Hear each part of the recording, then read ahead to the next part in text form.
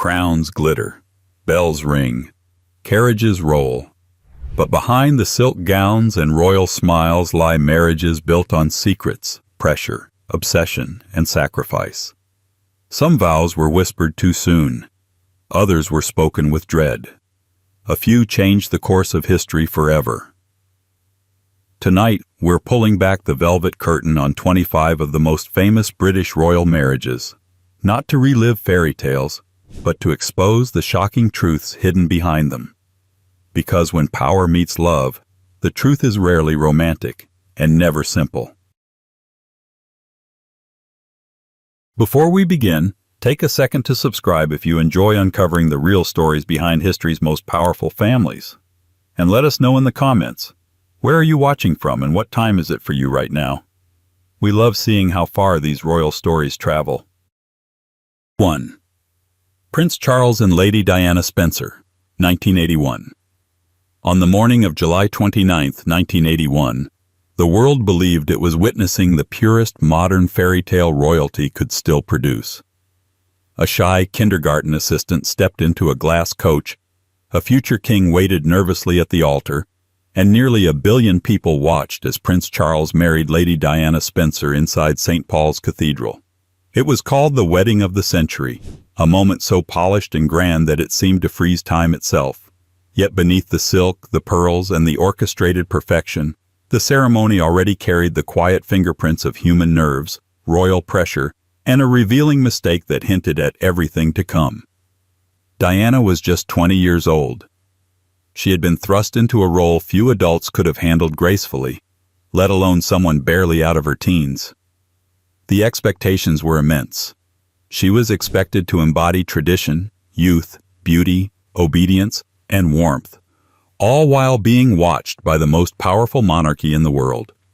Inside St. Paul's, the echoing space magnified every breath, every pause, and every word. Diana later admitted she was terrified. Her heart raced, her hands shook. And then came the moment that history would quietly remember. As she reached the most sacred part of the vows, Diana misspoke. Instead of saying, Charles Philip Arthur George, the correct order of the Prince of Wales's names, she reversed them and said, Philip Charles Arthur George. On paper, it was a small error. In symbolism, it was enormous. Philip was not the groom. Philip was Charles's father. In front of the Archbishop, the royal family, and millions watching live, Diana had, in effect, pledged herself to the wrong man. The mistake was not malicious, nor was it mocked at the time. In fact, many people missed it entirely. But among those who noticed, especially within royal circles, it became a strangely fitting metaphor. Diana was entering a family with rigid hierarchies, unwritten rules, and emotional distances she barely understood. She was marrying a man already shaped by duty, expectation, and a powerful paternal shadow. The slip revealed how unnatural the entire spectacle was for her, a young woman performing perfection under suffocating pressure. This was not the only sign of unease that day. Charles reportedly looked visibly anxious throughout the ceremony. Their interactions were formal, restrained, and lacking the spontaneous warmth people expected from a love match. Off camera, it later emerged that Diana had felt deeply insecure in the days leading up to the wedding.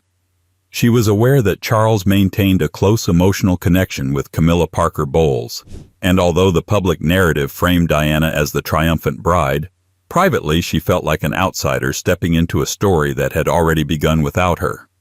The dress itself became both icon and armor.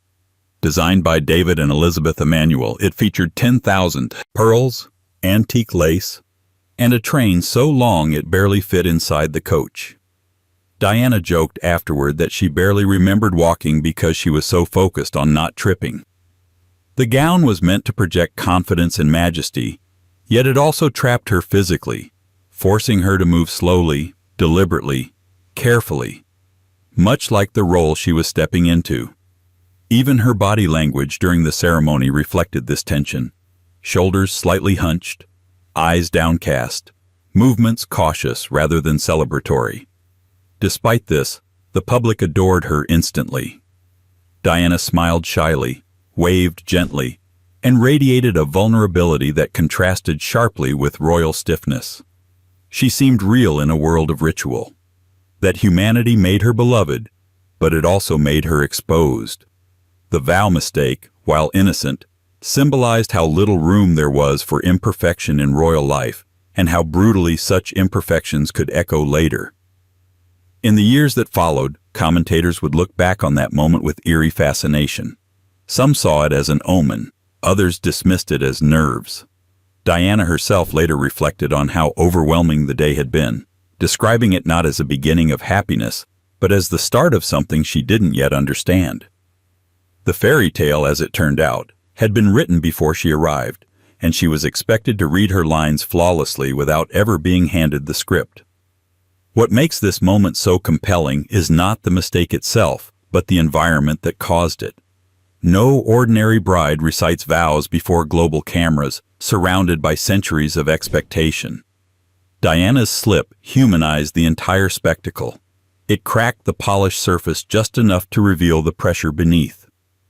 It reminded the world that even the most choreographed royal moments are still lived by people with trembling voices and racing hearts. And perhaps most striking of all, the moment contrasts sharply with what royal weddings would become decades later. As the monarchy slowly learned from its past, future royal brides would be given more freedom, more control, and more emotional space. The rigid formality that overwhelmed Diana would soften, replaced by ceremonies that felt more personal, more relaxed, and more authentic. That transformation becomes especially clear when we move forward one generation to a wedding that looked outwardly just as grand, but inwardly was shaped by choice rather than pressure. When Prince William prepared to marry Catherine Middleton, the echoes of his parents' wedding were impossible to ignore. But this time, the story unfolded very differently. 2. Prince William and Catherine Middleton, 2011. When Prince William married Catherine Middleton on April 29, 2011, the world once again gathered to witness a royal wedding. But this time, the atmosphere felt strikingly different. The setting was just as historic, the guests just as elite, and the global audience just as vast. Yet beneath the grandeur of Westminster Abbey, there was a noticeable shift in tone. This was not a fairy tale imposed from above. It was a partnership shaped slowly, deliberately, and on the couple's own terms. And nowhere was that difference more quietly revealed than in one surprisingly personal decision made by the bride herself. Catherine Middleton, soon to be known as the Duchess of Cambridge, had spent nearly a decade in the public eye before the wedding. She was scrutinized relentlessly. Her clothes, her posture, her weight, her facial expressions. Every detail was analyzed, often unfairly, as she transitioned from a private citizen into a future queen consort. By the time her wedding day arrived, she understood better than anyone what it meant to be watched. And yet, in the most visible moment of her life, she made a choice that ran counter to royal tradition and expectation. She did her own makeup. This was not a last-minute decision or an act of stubborn independence. Kate approached it with characteristic preparation. She reportedly took professional lessons from a makeup artist beforehand, learning techniques that would work under harsh lighting, long hours, and intense scrutiny. But when the day came, she insisted on applying the final look herself. It was subtle, balanced, and unmistakably her. Not overly dramatic, not overly restrained, simply familiar. Those close to her later noted that it was important to Kate that Prince William recognize her instantly when she walked down the aisle, not as a constructed royal figure, but as the woman he had known for years. In the context of royal weddings, this choice was quietly revolutionary. Royal brides traditionally rely on teams of stylists, dressers, and beauty experts, all working to project an image carefully aligned with the institution. Kate had access to the very best in the world, yet she deliberately retained control over this one intimate detail. It was a statement without words. She was stepping into royal life, but not surrendering her identity entirely. The contrast with previous generations was impossible to miss. William had grown up witnessing the consequences of overwhelming pressure placed on a young bride. His mother's wedding had been majestic but rigid, flawless on the surface, and deeply constraining beneath it. William was determined that his own marriage would not repeat those patterns. He and Kate approached their relationship as equals, shaped by years of shared experiences, from university life to long periods apart due to military service. By the time they stood at the altar, they were not strangers performing roles. They were partners who had already navigated public scrutiny together. The wedding itself reflected this balance between tradition and modernity. Westminster Abbey provided historical weight, yet the ceremony felt warmer and more relaxed than royal weddings of the past. William smiled openly. Kate appeared calm, composed, and confident. Their interaction was natural, filled with small glances and shared moments that cameras caught effortlessly. There was no sense of nerves overwhelming the occasion, no feeling that one partner was being ushered into an unfamiliar world without preparation. Kate's makeup choice also symbolized something broader about the monarchy's evolving image. By 2011, the royal family understood that public affection could not be commanded. It had to be earned through relatability. Kate's decision resonated with millions of viewers precisely because it felt human.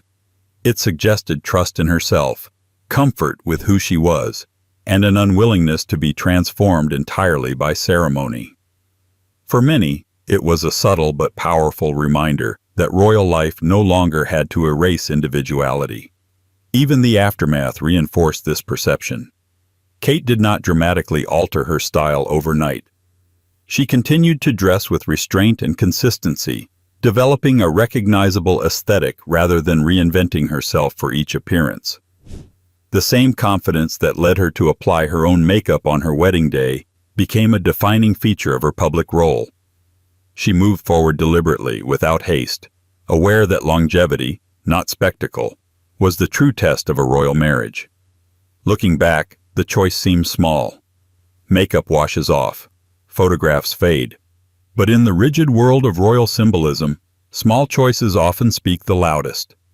Kate's decision told the world that this marriage was not about performance alone. It was about continuity, stability, and emotional grounding. It suggested a future in which royal spouses could participate without disappearing. And yet, as calm and modern as this wedding appeared, it was still shaped by history, by wartime sacrifices, inherited duty, and traditions forged long before William and Kate were born. To truly understand how royal marriages evolved to allow such personal freedom, we must step back to a time when even a future queen had to queue, save, and sacrifice like everyone else. The story of Queen Elizabeth II and Prince Philip reveals how love and duty were tested under circumstances far more austere than pageantry ever suggested. If you're enjoying these hidden royal truths so far, make sure you're subscribed so you don't miss the rest of this series. And while you're here, tell us in the comments, where are you listening from and what time is it for you right now? It's fascinating to see how far these stories reach. 3. Queen Elizabeth II and Prince Philip, 1947. When Princess Elizabeth married Lieutenant Philip Mountbatten on November 20, 1947, there was celebration. But there was also exhaustion, scarcity, and lingering trauma from war. Britain was still rationing food, clothing, and basic necessities after World War II. Cities bore bomb scars, families were rebuilding, and luxury was not just frowned upon, it was often impossible. Yet in the middle of this restrained, recovering nation, the future Queen of the United Kingdom prepared for a wedding that would quietly redefine what royal duty looked like in an age of austerity. The most surprising truth about Elizabeth's wedding was not the grandeur of the ceremony at Westminster Abbey, but how limited her resources actually were. Despite being heir presumptive to the throne, she did not receive unlimited privileges. Like every other British woman at the time, Elizabeth required ration coupons to purchase fabric for clothing. Her wedding dress, destined to become one of the most famous gowns in history, could not simply be ordered without constraint. She needed coupons. The government eventually granted her 200 additional clothing coupons, a rare but necessary exception. Even so, the symbolism was striking. A future queen navigating the same bureaucratic system as her subjects. The dress itself, designed by Norman Hartnell, was elegant but carefully justified. It featured ivory silk satin from China, pearls sourced from the United States, and embroidery inspired by Botticelli paintings, symbols of rebirth and hope. But behind the artistry was strict compliance with post-war rules. There was no excess, no indulgence beyond what could be defended publicly. Perhaps most moving of all was the public response. Women across Britain began mailing their own ration coupons to the palace, hoping to help Elizabeth complete her dress. It was an extraordinary gesture of solidarity, born from shared hardship. Every single coupon had to be returned. Transferring ration coupons was illegal, even for a princess. Elizabeth insisted the law be followed to the letter. The moment reinforced something fundamental about her character. Rules applied to her because they applied to everyone. The wedding itself reflected this tone of quiet restraint. While grand by necessity, it was not extravagant by royal standards. Decorations were tasteful, food was modest, and the guest list, though impressive, avoided unnecessary excess. Elizabeth wore pearls borrowed from the Queen, and her tiara famously snapped shortly before the ceremony, requiring a last-minute repair. Rather than panic, she waited calmly, an early glimpse of the composure that would define her reign. Philip, meanwhile, had made significant sacrifices of his own. Born a prince of Greece and Denmark, he renounced his foreign titles, converted religions, and adopted British citizenship to marry Elizabeth. He arrived at the altar not as a royal outsider demanding privilege, but as a naval officer who had served throughout the war. Their union was built on shared experience, mutual respect, and a strong sense of responsibility, qualities that would become increasingly important as Elizabeth's role expanded beyond anything either of them initially imagined. Unlike many royal marriages of the past, this was not an arranged political match. Elizabeth had chosen Philip years earlier and refused to be dissuaded, despite concerns from advisors about his background and temperament. She was deeply devoted, and for once the monarchy bent to personal will rather than tradition. That decision would shape the rest of her life.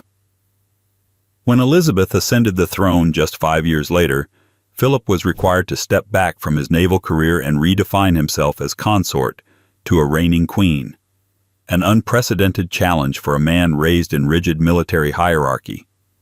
In hindsight, the ration coupon wedding feels like a perfect metaphor for their marriage. It was not flashy, but it was durable. It was built under pressure, tested by circumstance, and grounded in discipline rather than illusion. While later royal weddings would sparkle with modern luxury, Elizabeth and Philip's union was forged during a moment when restraint was a national virtue. That shared beginning mattered. It shaped Elizabeth's understanding of leadership as service rather than spectacle.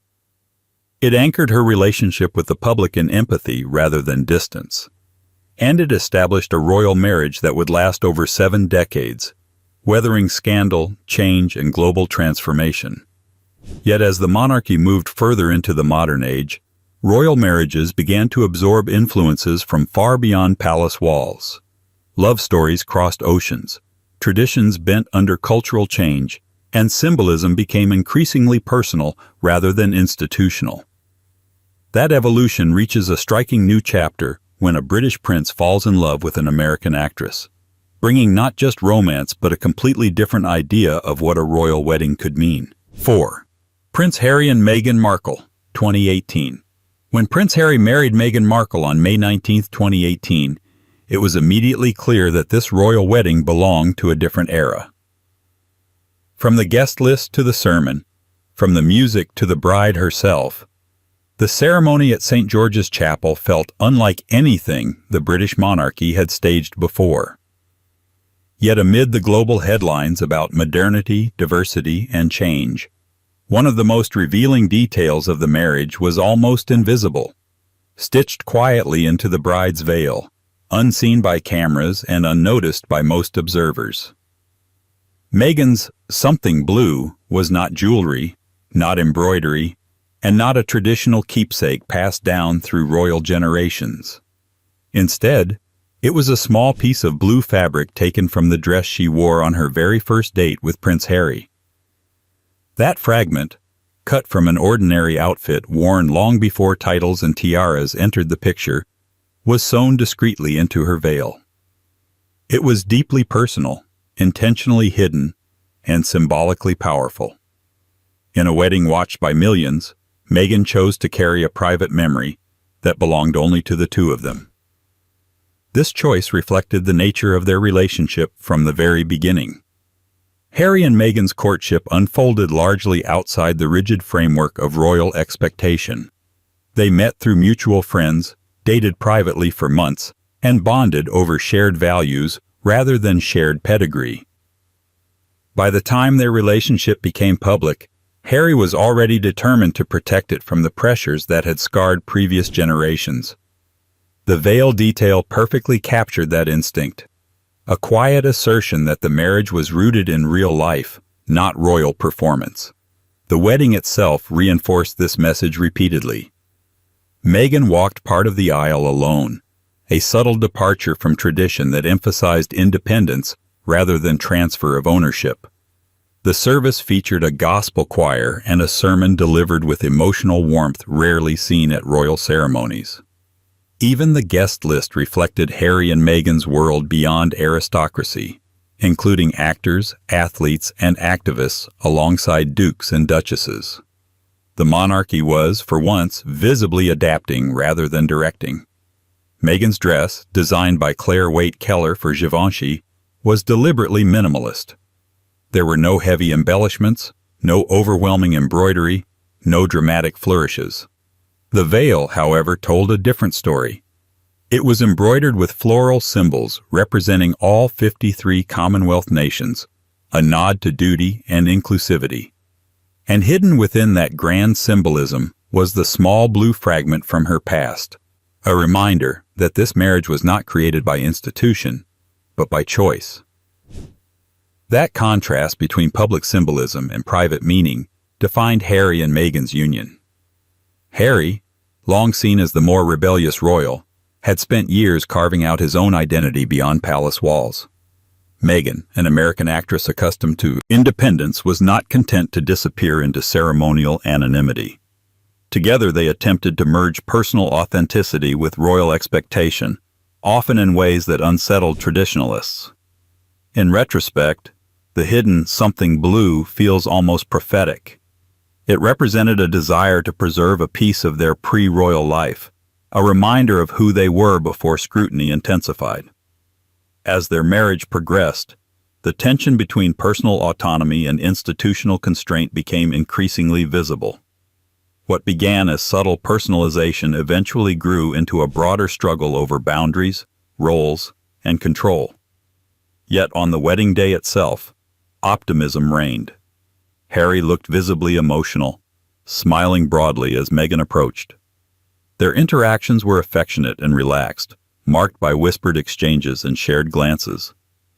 The atmosphere was warmer, more expressive, and less restrained than many royal weddings before it. To many viewers, it felt like a refreshing evolution, proof that the monarchy could embrace individuality without losing dignity. What made Meghan's hidden keepsake so compelling was its invisibility. It wasn't meant to be seen or admired, it was meant to be felt. In a world where royal symbols are usually designed for public consumption, this one existed purely for emotional grounding. It anchored the ceremony to a private moment long before crowds, cameras, and global debate entered their lives.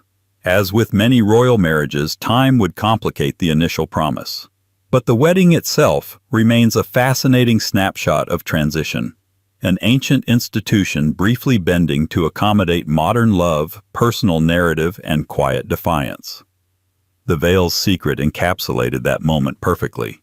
Beautiful, symbolic, and deliberately understated. And yet, for all its modern touches, this wedding was still shaped by royal tradition in ways large and small. Some customs remained untouched, while others were subtly rewritten. To see how tradition and novelty sometimes collide in unexpected ways, we must turn to another royal marriage from the same era, one where even the bride's floral crown concealed a secret designed for practicality rather than symbolism. 5. Prince Andrew and Sarah Ferguson, 1986.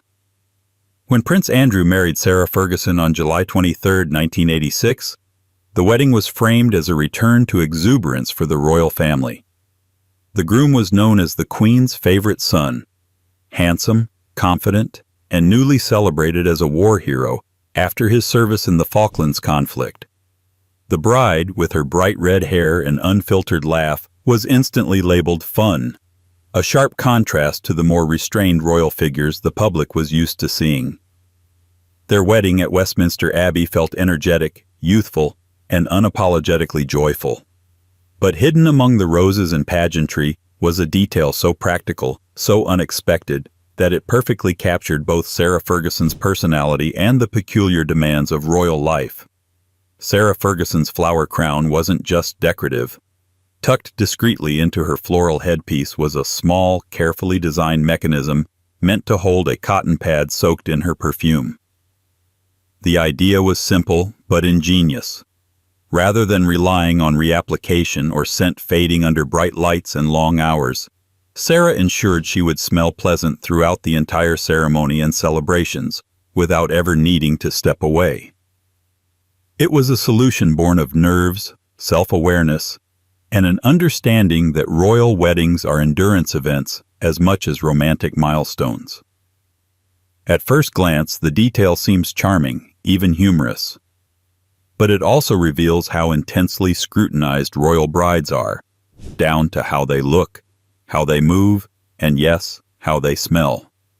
Sarah was acutely aware that her wedding would involve hours of walking, standing, greeting, and being physically close to others. Cameras would capture her from every angle.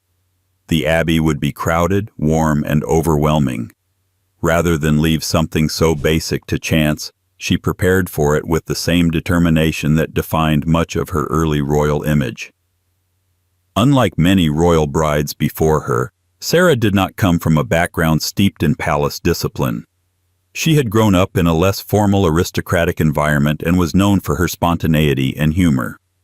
That spontaneity sometimes clashed with royal expectations, but on her wedding day, it translated into clever foresight rather than rebellion. The perfume mechanism was invisible, discreet, and effective, a quiet reminder that even the most traditional ceremonies are navigated by individuals with very human concerns.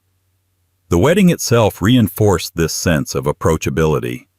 Sarah's gown, designed by Linka Sierak, featured a fitted bodice and full skirt, elegant but less severe than earlier royal dresses. She smiled broadly, laughed openly, and appeared genuinely thrilled rather than solemnly composed. Andrew, equally relaxed, greeted guests with ease and confidence. Together they projected warmth rather than restraint, signaling a royal couple eager to connect emotionally with the public. For a time it worked. Sarah became wildly popular, nicknamed Fergie by the press, and praised for bringing humor and relatability into royal life. The perfume detail fit neatly into that narrative. It wasn't about tradition or symbolism. It was about comfort, practicality, and self-assurance. In a world where royal brides were often expected to endure discomfort silently, Sarah quietly optimized the experience instead. Yet in hindsight, the detail also reflects something deeper about her place within the institution. Sarah would later struggle with the rigid boundaries and relentless scrutiny of royal expectations. Her openness, which initially endeared her to the public, eventually became a source of tension. The same personality that led her to think practically about a long wedding day also made it difficult for her to conform to an environment that prized restraint above authenticity. The marriage itself would face challenges almost immediately. Andrew's naval career kept him away for long stretches, leaving Sarah isolated within an institution she never fully understood. While the perfume mechanism speaks to preparedness, it also hints at how much unseen labor royal spouses perform simply to get through public appearances smoothly. Comfort, confidence, and small coping strategies matter when every moment is observed. Looking back, the floral headpiece secret feels like a snapshot of optimism, a moment when Sarah believed she could adapt, prepare, and thrive within royal life. On that day, she seemed entirely at ease, smiling beneath flowers that carried not just beauty, but reassurance. It was a small act of control in an environment where control is often surrendered. As the monarchy moved forward, royal marriages would continue to reflect different approaches to balance between tradition and individuality, duty and personality. Some couples would meet through chance encounters, others through shared passions that had nothing to do with titles or protocol. And nowhere is that contrast clearer than in the marriage of a princess who didn't meet her future husband in a palace drawing room at all, but in muddy fields, riding boots, and Olympic-level competition. 6. Princess Anne and Mark Phillips, 1973. When Princess Anne married Mark Phillips on November 14, 1973, their union stood apart from almost every royal marriage that came before it. There was no sweeping fairy tale narrative, no carefully curated romance designed to charm the public, and no sense that destiny had been orchestrated by palace advisors. Instead, this was a marriage rooted in shared grit, shared mud, and shared exhaustion, the kind that comes not from ceremony, but from competition. What made their relationship truly unusual was not how royal it was, but how unroyal it began. Anne and Mark did not meet at a grand ball or diplomatic reception. They met through horses.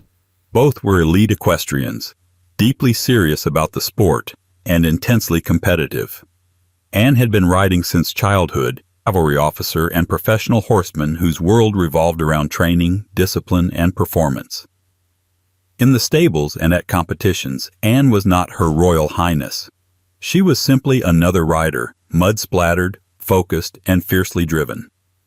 Their bond grew not from romance in the traditional sense, but from mutual respect.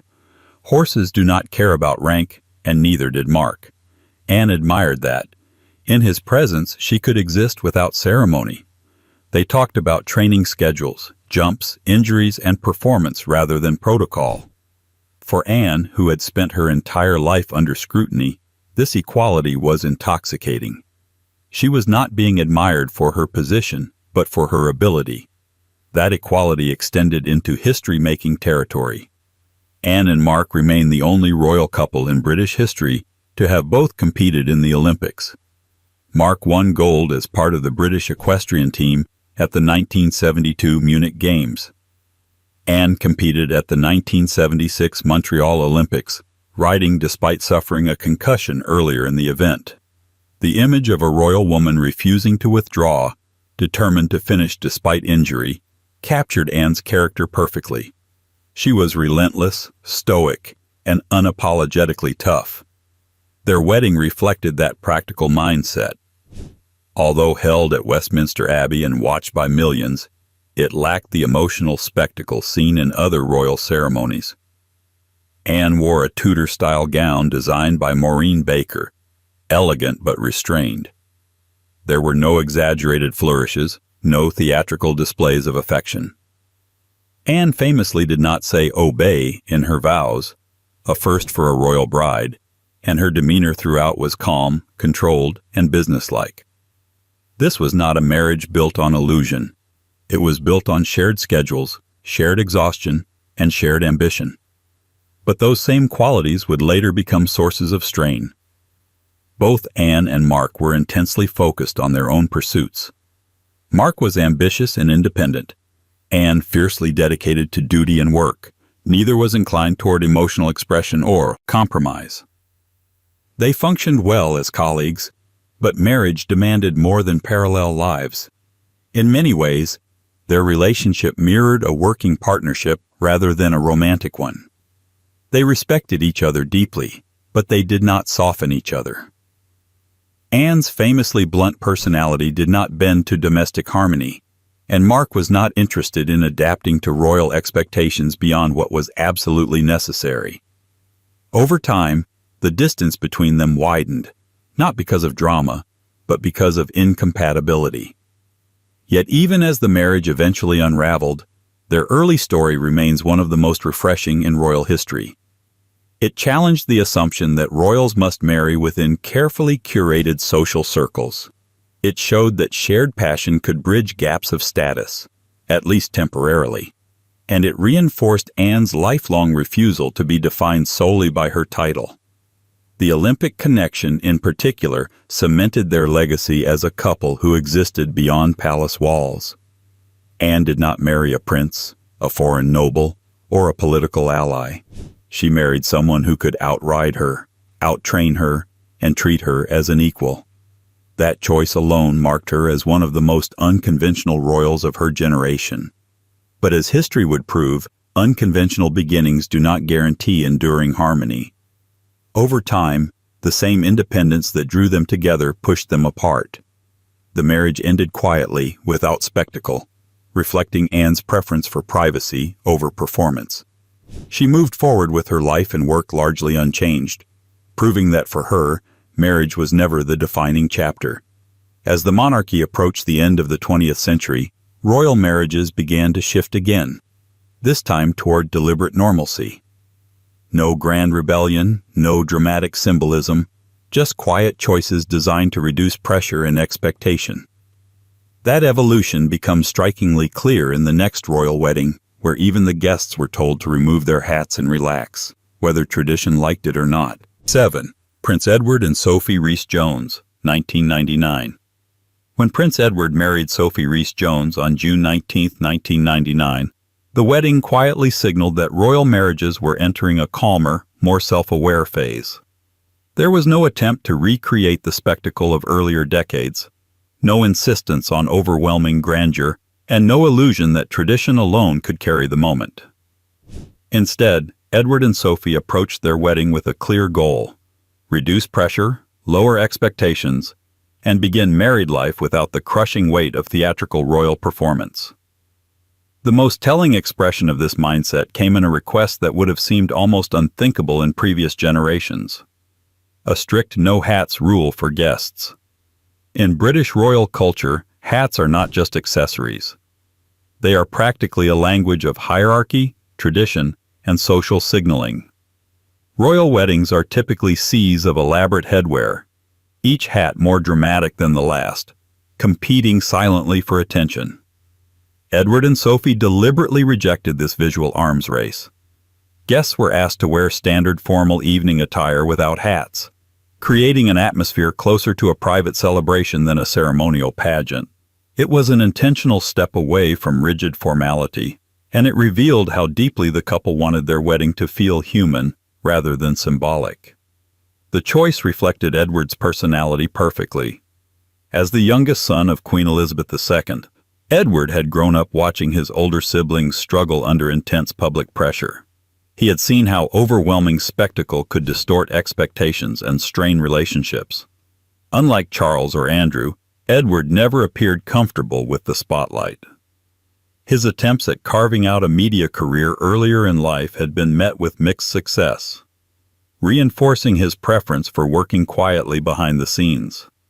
Sophie, a successful public relations executive, shared that instinct for control and discretion. She understood image, pressure, and perception, and how exhausting all three could be. Their relationship developed slowly and deliberately. Sophie was not swept into royal life overnight. She continued working after their engagement, maintaining her professional identity rather than immediately surrendering it. That balance was unusual at the time and foreshadowed how their marriage would function. Sophie was not seeking transformation, she was seeking partnership. The no-hats rule fit neatly into that philosophy. It was not rebellion, it was boundary setting. The wedding itself, held at St. George's Chapel in Windsor, felt noticeably different from grand cathedral ceremonies. The guest list was smaller, the tone was warmer. Sophie's dress, designed by Samantha Shaw, was elegant but understated, with no excessive ornamentation. Edward appeared relaxed, even relieved, as though the day aligned with who he actually was rather than who tradition demanded him to be. Their interactions were natural and affectionate, lacking the stiffness that had defined many royal weddings before them. Of course, not everyone complied.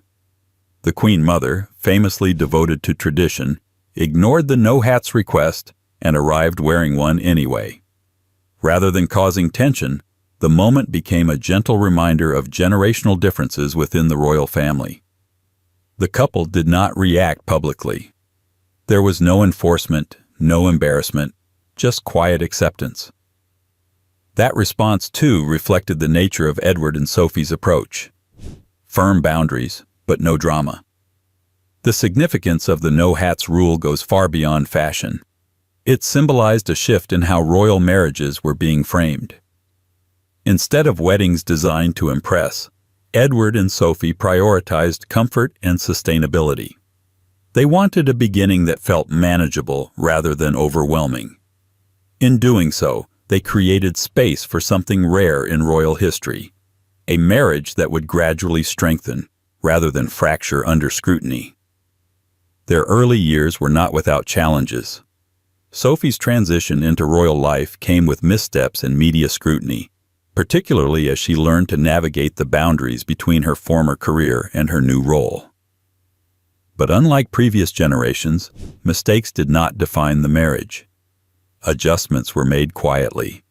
Lessons were learned. And over time, Edward and Sophie settled into a rhythm that emphasized duty, mutual support, and shared purpose. Today, their marriage is often cited as one of the most stable in the modern royal family. That stability did not come from spectacle or symbolism. It came from intention. The decision to remove hats from the equation seems trivial at first glance, but it encapsulated a broader philosophy. Strip away unnecessary performance, reduce competition, and allow people to simply exist as themselves. In hindsight, Edward and Sophie's wedding looks like a rehearsal for an even bolder shift to come. One where royal ceremonies would be simplified not just in dress code, but in scale, location, and structure. As public expectations continued to change, the monarchy would soon witness a marriage that went even further, abandoning cathedral grandeur entirely in favor of a quiet civil ceremony. And at its center would be a future king making one of the most controversial personal choices of his life. 8. King Charles III and Camilla Parker Bowles, 2005. When Charles, Prince of Wales, finally married Camilla Parker Bowles on April 9, 2005, it was not the triumphant royal spectacle many once imagined for a future king. There were no cathedral crowds lining the streets, no global broadcast from Westminster Abbey, and no attempt to frame the occasion as a fairy tale. Instead, the marriage took place in a modest civil ceremony at the Windsor Guildhall, followed by a religious blessing at St. George's Chapel. The most striking truth of all was not the scale of the event, but who was missing from the ceremony itself: the Queen. Queen Elizabeth II did not attend the actual marriage. For a monarchy built on symbolism, that absence spoke volumes. As Supreme Governor of the Church of England, the Queen felt she could not be present at a civil wedding involving two divorced people whose former spouses were still alive. The decision was not personal in tone, but constitutional and religious in nature. She chose instead to attend the blessing afterward and host a reception for the couple, an unmistakable compromise between duty and family loyalty. This careful separation perfectly captured the unusual position of Charles and Camilla's relationship. Their story stretched back decades, marked by timing, circumstance, and relentless public scrutiny. They had met in the early 1970s, long before Diana entered the picture, and formed a deep connection rooted in shared interests, humor, and temperament. Yet royal expectations, dynastic pressures, and social conventions pushed them apart. Charles married Diana, Camilla married Andrew Parker Bowles, and the relationship retreated into the shadows without ever fully disappearing. By the time Charles and Camilla married, the public knew their history intimately. There was no illusion left to preserve. This wedding was not about reinvention, it was about resolution. That honesty shaped every decision surrounding the event. The civil ceremony was small, attended by close family and friends. Camilla wore a pale cream ensemble rather than a traditional wedding gown, signaling maturity and realism rather than pageantry. Charles arrived without fanfare. The atmosphere was calm, restrained, and almost deliberately understated. The Queen's absence from the ceremony underscored the complexity of balancing personal happiness with institutional responsibility. It also highlighted how far the monarchy had evolved. Decades earlier, such a marriage might have been impossible. Now, it was permitted, but still navigated with caution. By attending the blessing and hosting the reception, the Queen made her position clear. The marriage was accepted, even if the path to it required careful boundaries. Public reaction reflected this nuance. There was no overwhelming jubilation, but there was also no widespread outrage. Many people viewed the wedding as long overdue, a quiet acknowledgement that life does not always unfold according to ideal scripts. Charles, now older and visibly more comfortable in Camilla's presence, appeared at ease in a way he rarely had before. Camilla, for her part, seemed grounded and unpretentious, deliberately avoiding any attempt to claim a spotlight she knew would provoke resistance. What made this marriage particularly significant was how it redefined royal optics. Instead of trying to recapture youthful romance, Charles and Camilla leaned into authenticity. Their ceremony acknowledged past mistakes without dwelling on them. It framed marriage not as a fantasy, but as companionship built over time. In doing so, it marked a turning point for the monarchy's relationship with reality. The religious blessing that followed the civil ceremony was rich with symbolism. Held in St. George's Chapel, it provided the spiritual recognition the civil ceremony could not. The Queen attended, visibly supportive, signaling institutional acceptance without compromising her role. The event allowed tradition and modernity to coexist, if not perfectly, then at least peacefully. In retrospect, the Queen's decision not to attend the marriage itself may have been the most honest gesture of all. It acknowledged that royal life is governed by principles larger than individual happiness, even as it made space for that happiness to exist. The marriage of Charles and Camilla was not a triumph over tradition, but a negotiation with it. Years later, as Charles ascended the throne and Camilla became queen consort, that wedding gained new meaning. What once seemed awkward and constrained now appears foundational. It established a precedent that even future kings must navigate personal choices within institutional limits, and that acceptance sometimes arrives in stages rather than all at once. As royal weddings moved further into the 21st century, another quiet but telling shift would occur, this time driven not by constitutional caution, but by global crisis. When a princess chose to marry during a pandemic, tradition would give way not to controversy, but to thrift, intimacy, and a surprising return to royal hand-me-downs. 9. Princess Beatrice and Edoardo Mapelli-Mozzi, 2020. When Princess Beatrice married Edoardo Mapelli-Mozzi on July 17, 2020, it was unlike any royal wedding that had come before it, and not by choice alone. The world was in the grip of a global pandemic. Public gatherings were restricted, travel was limited, and certainty was in short supply. Grand plans were scrapped, guest lists slashed, and spectacle replaced with caution. Yet out of those constraints emerged one of the most unexpectedly intimate and symbolically rich royal weddings of the modern era, defined by a decision that quietly stunned royal watchers. The bride wore a dress that was not new at all. Rather than commissioning a bespoke designer gown, Princess Beatrice turned to the Queen's wardrobe. She chose a vintage Norman Hartnell dress that Queen Elizabeth II had worn decades earlier, most famously to the London premiere of Lawrence of Arabia in 1962. The dress was carefully altered for Beatrice, with sleeves added and the silhouette adjusted, but its essence remained unmistakably royal history made wearable again. In an age obsessed with novelty and exclusivity, Beatrice chose inheritance. The choice was practical, symbolic, and deeply personal all at once. With lockdowns affecting designers and fittings, commissioning a new gown would have been difficult and potentially controversial. But beyond logistics, the dress carried meaning. Norman Hartnell was one of the Queen's most trusted designers, responsible for her wedding dress and coronation gown. By wearing Hartnell herself, Beatrice visually linked her marriage to the very foundations of her grandmother's reign. It was continuity stitched into fabric. The setting matched the sentiment. The ceremony took place at the Royal Chapel of All Saints in Windsor Great Park, not a cathedral or abbey, but a small private chapel. Attendance was limited to close family, including the Queen and Prince Philip, who had themselves married in austerity decades earlier. There were no crowds outside, no global broadcast, and no spectacle designed for cameras. The moment belonged to those present, and that restraint made it feel unusually sincere. Beatrice had long existed on the periphery of royal attention, often scrutinized but rarely celebrated. Her wedding, stripped of grandeur, allowed her to step forward not as a symbol, but as a person. The dress reinforced that shift. Rather than trying to redefine herself through fashion, she embraced history, family, and humility.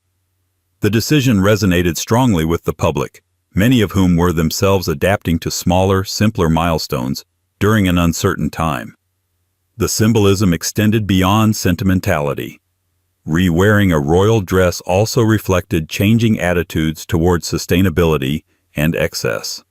Royal weddings have often been criticized for extravagance disconnected from public reality. Beatrice's choice, whether intentional or instinctive, aligned the monarchy with broader cultural shifts toward reuse and mindfulness. It suggested awareness, an understanding that symbolism matters, especially during hardship. The Queen's presence added emotional weight. At 94, she attended quietly, watching her granddaughter marry under circumstances that echoed her own early years of sacrifice. Prince Philip, nearing the end of his life, was also present.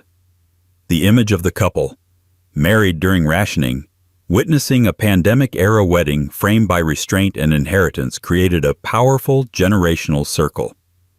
Edoardo Mapelli Mozzi, a property developer with a calm, grounded demeanor, fit seamlessly into this atmosphere. He was not seeking transformation or spectacle. Their relationship had developed privately, without the prolonged public drama that had surrounded earlier royal romances. On the wedding day, there was no sense of performance, only intention. The photographs released afterward reinforced the tone. Soft lighting, minimal staging, and genuine smiles replaced grand backdrops. The dress, with its structured elegance and diamond accents, photographed beautifully, but it never overwhelmed the moment.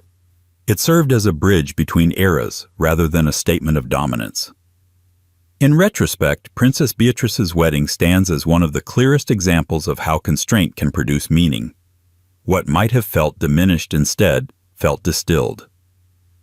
By choosing a dress worn by the Queen herself, Beatrice didn't just borrow fabric, she borrowed history, resilience, and continuity. The wedding became less about status and more about belonging. As the royal family gradually emerged from the pandemic, ceremonies would return to larger scales and brighter spotlights. But the lessons of this wedding lingered. Tradition could be honored without excess. Meaning could be found in simplicity. And sometimes, the quietest royal weddings say the most. That contrast becomes especially interesting when we turn to the very next royal marriage, one that returned to Grand Windsor's spectacle, modern glamour, and global attention, yet carried its own quiet break from tradition in a place most people would never think to look, the groom's hand. 10. Princess Eugenie and Jack Brooksbank, 2018. When Princess Eugenie married Jack Brooksbank on October 12, 2018, the wedding appeared at first glance to be a return to full royal spectacle. Held at St. George's Chapel in Windsor, the ceremony featured a dramatic processional, a designer gown, and a guest list filled with aristocrats, celebrities, and royals. Yet tucked inside all that grandeur was a quiet, deeply personal decision that subtly challenged royal convention, one so understated that many viewers didn't notice it at all. The groom was not wearing a wedding ring. For centuries, royal weddings have been exercises in symbolism. Every accessory, every gesture, every item of clothing is scrutinized for meaning. Rings, in particular, are powerful symbols of unity, continuity, and permanence. Traditionally, brides wear rings. Grooms sometimes do, sometimes do not. In modern royal weddings, however, the trend had shifted toward matching bands. Prince William famously broke that pattern by choosing not to wear a ring when he married Catherine Middleton in 2011. Jack Brooksbank quietly followed that same path. Unlike many royal traditions, this one was not enforced by palace protocol. It was entirely Jack's choice. While Princess Eugenie received a beautiful Welsh gold ring, continuing a long-standing royal custom, Jack opted not to wear one at all. The decision was simple, practical, and personal. He had no desire for jewelry on his hands, preferring comfort and familiarity over symbolism. In a world where royal spouses are often expected to adopt ceremonial habits instantly, Jack's choice stood out as refreshingly unforced. This small detail reflected the nature of Eugenie and Jack's relationship. They had met years earlier through mutual friends, long before marriage was on the horizon. Jack was not raised within aristocratic circles, nor was he seeking to be reshaped by royal life.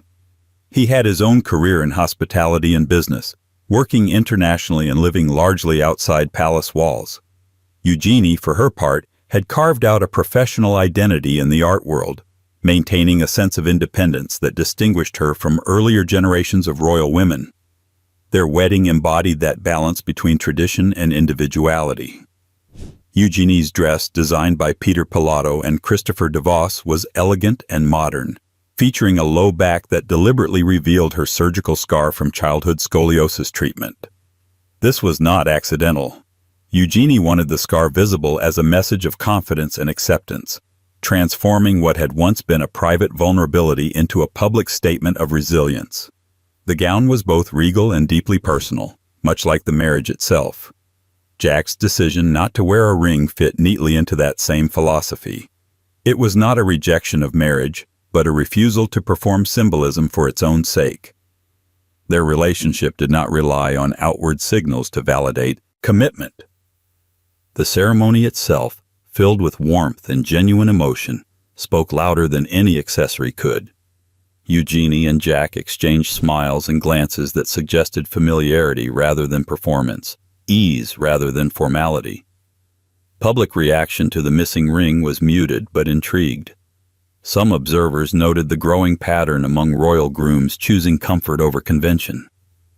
Others saw it as another sign that modern royal marriages were increasingly shaped by personal preference rather than rigid expectation.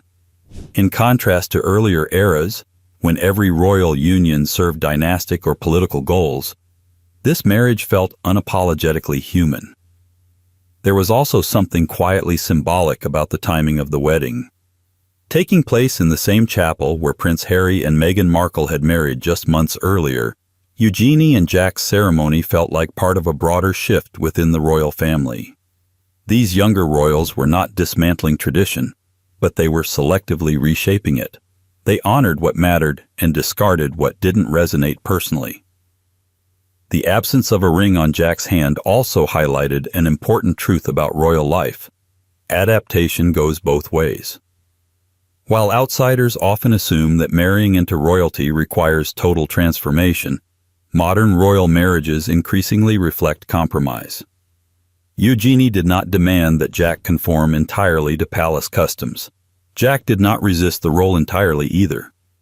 Instead, they met in the middle, creating a partnership that allowed space for individuality within institutional boundaries.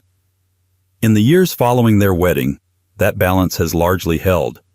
Eugenie and Jack have lived partly abroad, pursued careers outside strict royal duties, and maintained a relatively low-profile public presence. Their marriage has not been defined by symbolism, scandal, or spectacle, but by quiet continuity, something that feels increasingly rare in royal history. Looking back, the missing ring may seem insignificant, but in a family where even clothing buttons can carry meaning, such choices matter. They signal evolving priorities. They reveal where the institution loosens its grip and where individuals assert autonomy. Princess Eugenie and Jack Brooksbank's wedding marked another step toward a monarchy that allows marriages to look less like pageants and more like partnerships. And yet, this gradual loosening of tradition did not happen overnight. To understand where royal weddings first began to change in a truly revolutionary way, we must travel back to the 19th century, back to a young queen who redefined marriage itself by breaking protocol and asking a man to marry her. 11. Queen Victoria and Prince Albert, 1840. When Queen Victoria married Prince Albert of Saxe-Coburg and Gotha on February 10, 1840, the event reshaped royal marriage forever, but not in the way most people expect. The lasting image is one of romance, devotion, and domestic harmony. Yet the most shocking and revealing truth about their union lies in its very beginning. Victoria had to propose to Albert herself. In a monarchy governed by rigid hierarchy and protocol, this reversal of roles was not romantic rebellion. It was constitutional necessity. Victoria was already queen when she fell in love with Albert. As the reigning monarch, she stood at the top of Britain's social and political order. No one, regardless of affection or intention, could formally propose marriage to her. Doing so would imply authority over the sovereign, something unthinkable in 19th century Britain. That meant the responsibility fell squarely on Victoria.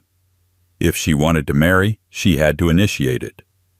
Her diary entries make the moment strikingly human. Victoria described summoning Albert to her private sitting room at Windsor Castle, her heart racing, her nerves taut. There was no dramatic kneeling, no theatrical speech.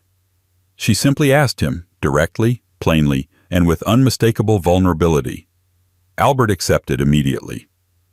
What followed was not just a wedding, but a complete redefinition of royal marriage.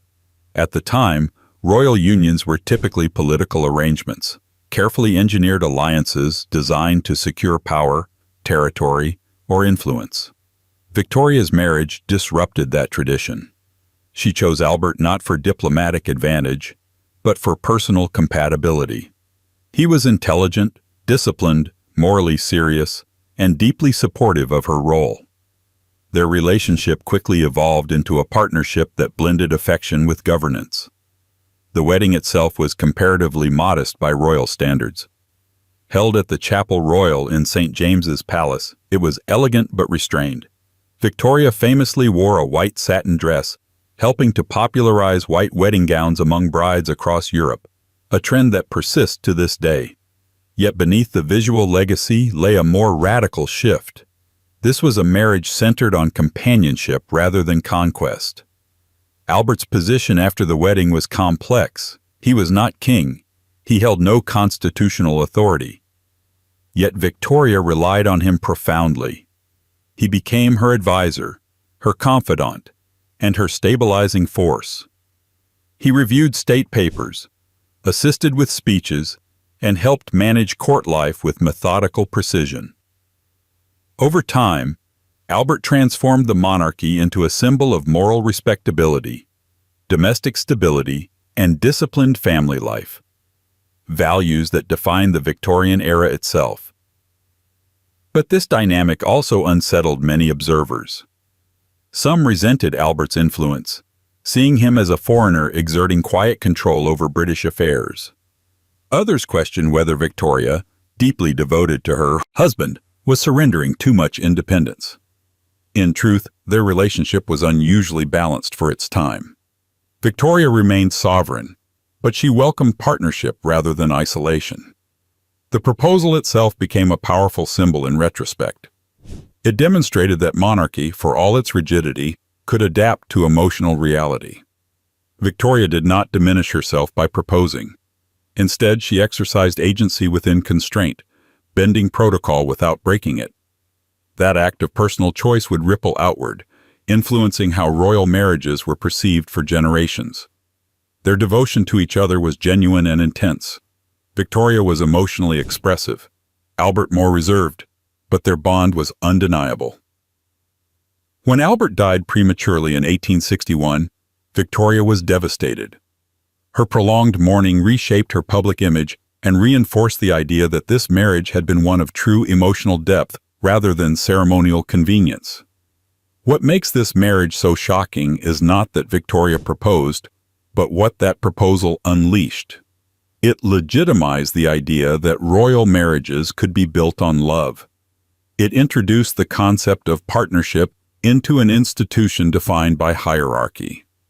And it set a precedent that future royals would either embrace or struggle against, depending on circumstance. In many ways, Queen Victoria and Prince Albert created the template modern royal couples still grapple with: how to balance duty and intimacy, symbolism and sincerity. Their marriage proved that personal connection could coexist with public responsibility, but not without tension. As royal history continued, that tension would manifest in very different ways. Sometimes love would be chosen first and duty adjusted afterward. Other times, tragedy would reshape plans entirely. And nowhere is that shift more poignant than in the next royal marriage, one born not from deliberate choice but from sudden loss, unexpected substitution, and a bride who found herself walking down the aisle beside the brother of the man she was originally meant to marry. 12.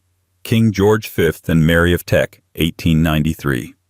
When Princess Mary of Teck married Prince George, Duke of York, on July 6, 1893, the ceremony looked perfectly conventional on the surface. There was no public scandal, no visible tension, and no suggestion that anything about the match was unusual. Yet behind the formal portraits and carefully rehearsed smiles lay one of the most emotionally complex royal marriages in British history, because Mary was not originally meant to marry George at all. She had been engaged to his elder brother. Mary's first fiancé was Prince Albert Victor, Duke of Clarence, known within the family as Eddie. As the eldest son of the Prince of Wales, Eddie was the heir to the throne. Mary's engagement to him in 1891 was treated as a dynastic success, carefully arranged and publicly celebrated.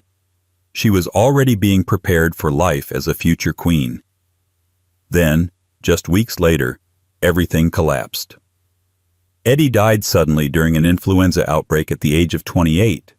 The royal family was plunged into shock. A future king was gone. A carefully planned royal future vanished overnight.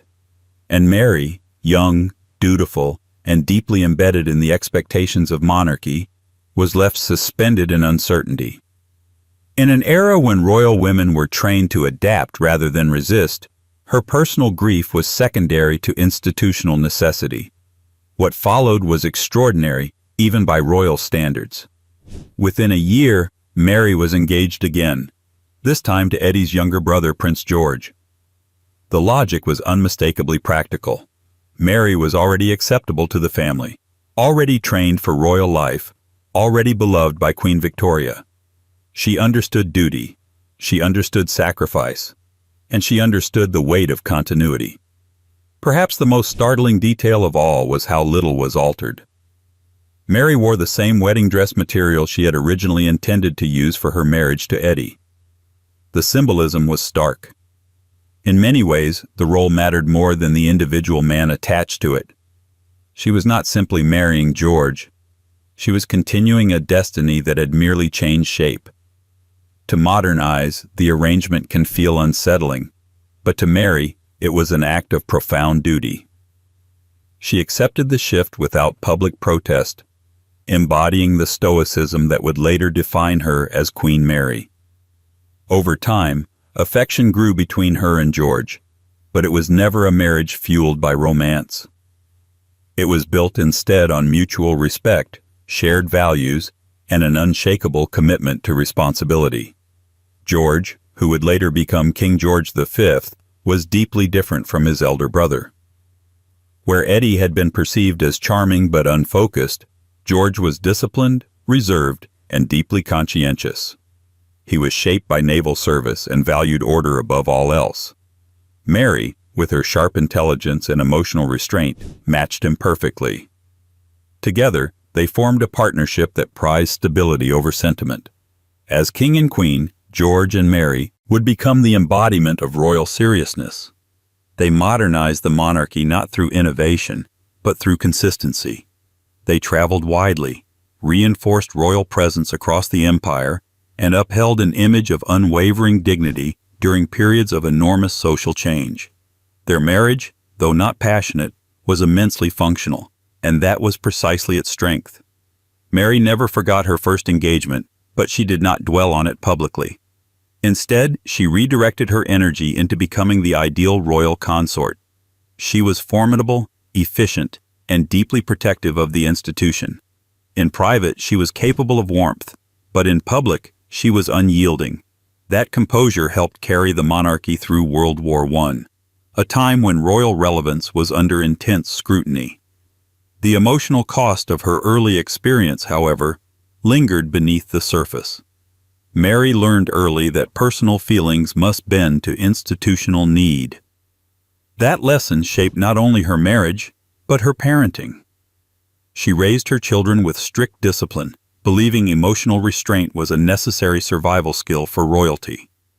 The consequences of that approach would ripple into the next generation, with mixed results. Looking back, the marriage of George V and Mary of Teck represents the monarchy at its most utilitarian. Love was secondary. Continuity was paramount. The institution did not pause for grief. It adapted, reassigned, and moved forward. Mary accepted that reality fully, becoming one of the most influential royal consorts in British history. And yet, this was also the last era in which such an arrangement could pass without serious public questioning. As the 20th century progressed, royal spouses would increasingly assert personal will, emotional needs, and private agency, sometimes with dramatic consequences. That shift becomes particularly vivid in the next royal marriage, where charm collided with impatience, affection clashed with habit, and a future king found himself regularly waiting, because his bride enjoyed reminding him that not even royalty could control her time. 13. King Edward VII and Alexandra of Denmark, 1863. When Albert Edward, Prince of Wales, later King Edward VII, married Princess Alexandra of Denmark on March 10, 1863, the match seemed ideal on paper. He was the heir to the British throne. She was young, beautiful, and instantly adored by the public. Their wedding at St. George's Chapel, Windsor, was celebrated with enormous enthusiasm, ushering in a rare moment of optimism during Queen Victoria's long and somber reign. Yet behind the smiling portraits and glittering receptions lay a marriage defined by contrast, especially in temperament. And nowhere was that contrast more playfully and pointedly expressed than in Alexandra's habit of arriving late on purpose. Edward was famously obsessed with punctuality. He believed timeliness reflected discipline, respect, and authority. Appointments mattered. Schedules mattered. Waiting was, to him, an irritation bordering on insult. Alexandra knew this very well. And she also knew something else just as important. As his wife, she was one of the very few people in the world who could ignore his impatience without consequence. So she did. Alexandra developed a quiet habit of dressing slowly, lingering deliberately, and arriving fashionably and intentionally late. She enjoyed making Edward wait, not out of cruelty or rebellion, but as a gentle assertion of independence within a marriage where power otherwise tilted heavily in one direction. It became a kind of private joke, a small act of defiance wrapped in charm. Courtiers noticed. Edward fumed. Alexandra smiled serenely.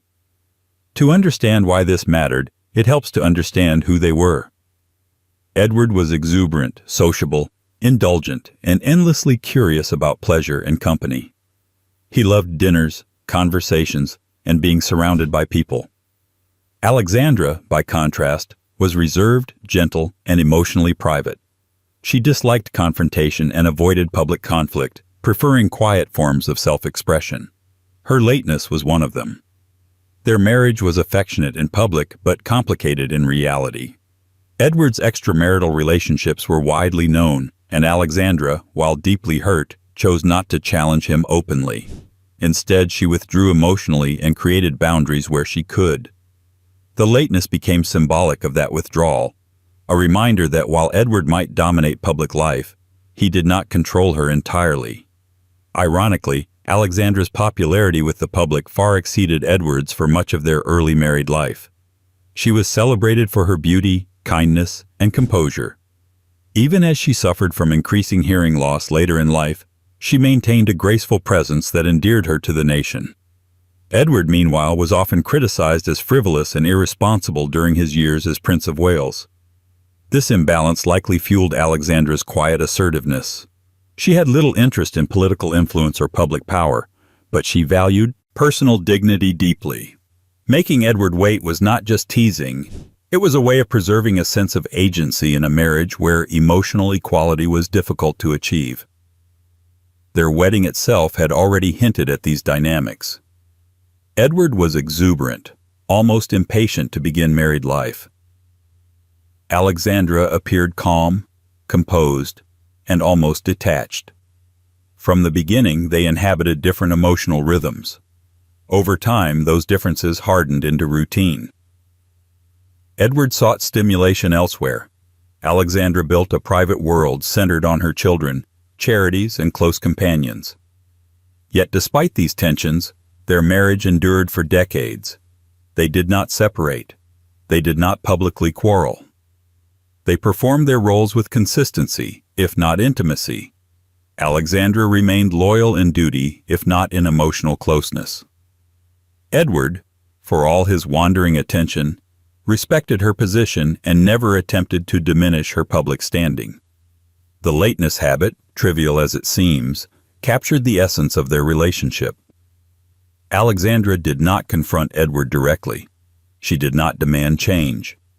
Instead, she carved out small spaces of control where she could, subtle, dignified, and unmistakably intentional.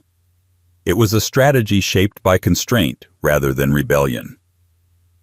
When Edward finally ascended the throne in 1901 after Queen Victoria's death, Alexandra became queen consort almost overnight. Her popularity soared. Edward, now king, mellowed with age but never lost his impatience. Alexandra never lost her habit. Even as queen, she occasionally arrived after the appointed hour, serene and unbothered, reminding the court that time, like power, could bend in unexpected ways. In retrospect, their marriage represents a transitional moment in royal history. It was no longer purely dynastic, but not yet emotionally modern. Personal fulfillment and personal frustration coexisted quietly, managed through habit rather than confrontation. Alexandra's lateness was not a flaw. It was a language, spoken softly in a world that rarely allowed royal women to speak at all. And as royal marriages moved deeper into the 20th century, that tension between duty and personal desire would grow sharper, more explicit, and far harder to manage. In the next royal union, hesitation would give way not to quiet habits, but to outright resistance, because the woman at its center would say no, not once, not twice, but 3 times before agreeing to become a royal bride. 14. King George VI and Elizabeth Bowes-Lyon, 1923. When Prince Albert, Duke of York, later King George VI, married Lady Elizabeth Bowes-Lyon on April 26, 1923, the ceremony at Westminster Abbey appeared gentle, traditional, and reassuring. The bride smiled warmly, the groom looked earnest, and the public embraced the match as a comforting symbol of stability after the upheaval of World War I. Yet behind this seemingly serene union lay a truth that startled even royal insiders. Elizabeth had rejected Albert's proposal not once, not twice, but 3 times. Elizabeth Bowes-Lyon was not born into royalty. She came from a prominent aristocratic family, but she had grown up with a strong sense of personal freedom and emotional independence. She enjoyed country life, family warmth, and social ease. qualities that did not align naturally with the rigid expectations of royal existence. When Albert first proposed in 1921, Elizabeth declined politely but firmly. She liked him. She respected him. But she did not want the life that came with the title. Her hesitation was not theatrical or manipulative. It was deeply sincere. Elizabeth understood what royal marriage demanded: public exposure, constant scrutiny, loss of privacy, and a lifetime shaped by duty rather than choice. She reportedly described the prospect as being like a bird in a gilded cage, admired but constrained. At a time when women of her class were only beginning to assert personal agency, Elizabeth's refusal was quietly radical. Albert, meanwhile, was deeply in love, and deeply insecure. Shy, anxious, and struggling with a stammer that made public appearances agonizing, he found in Elizabeth a sense of calm and acceptance he had never experienced before. Her warmth and humor put him at ease. Losing her felt unthinkable. Yet rather than pressure her with status or expectation, Albert accepted her refusals with patience, returning each time with renewed sincerity. The third rejection cut especially deep. By then, Albert was convinced he would never marry anyone else.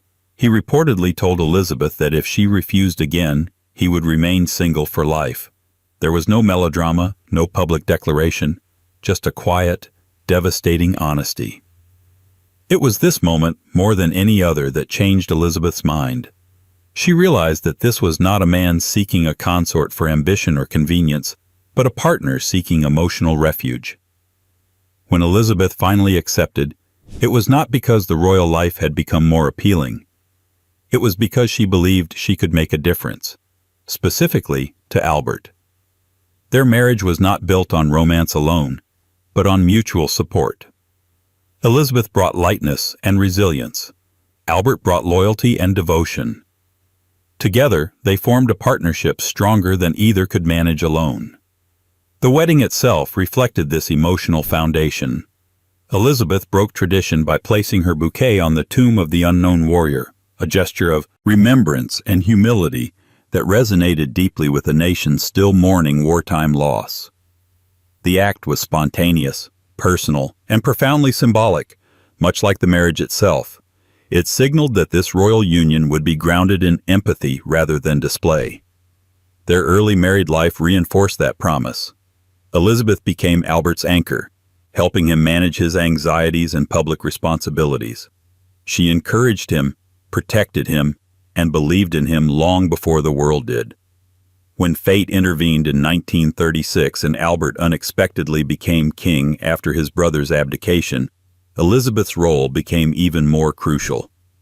The shy man who had never wanted the throne now faced it head-on, supported by the woman who had once feared royal life most of all.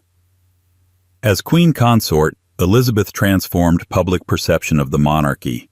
She was approachable, warm, and emotionally expressive in ways that resonated with ordinary people.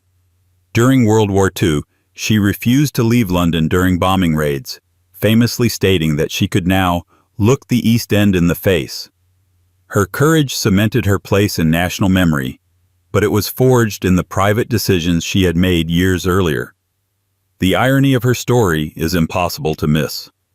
The woman who resisted becoming royal would become one of the most beloved queens in British history. Her initial refusals did not weaken the monarchy, they strengthened it. By choosing marriage only when she was emotionally ready, Elizabeth ensured that the partnership she entered was resilient enough to withstand extraordinary pressure. Albert, for his part, never forgot her hesitation.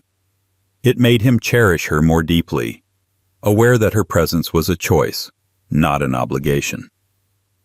Their marriage endured not because it was easy, but because it was honest.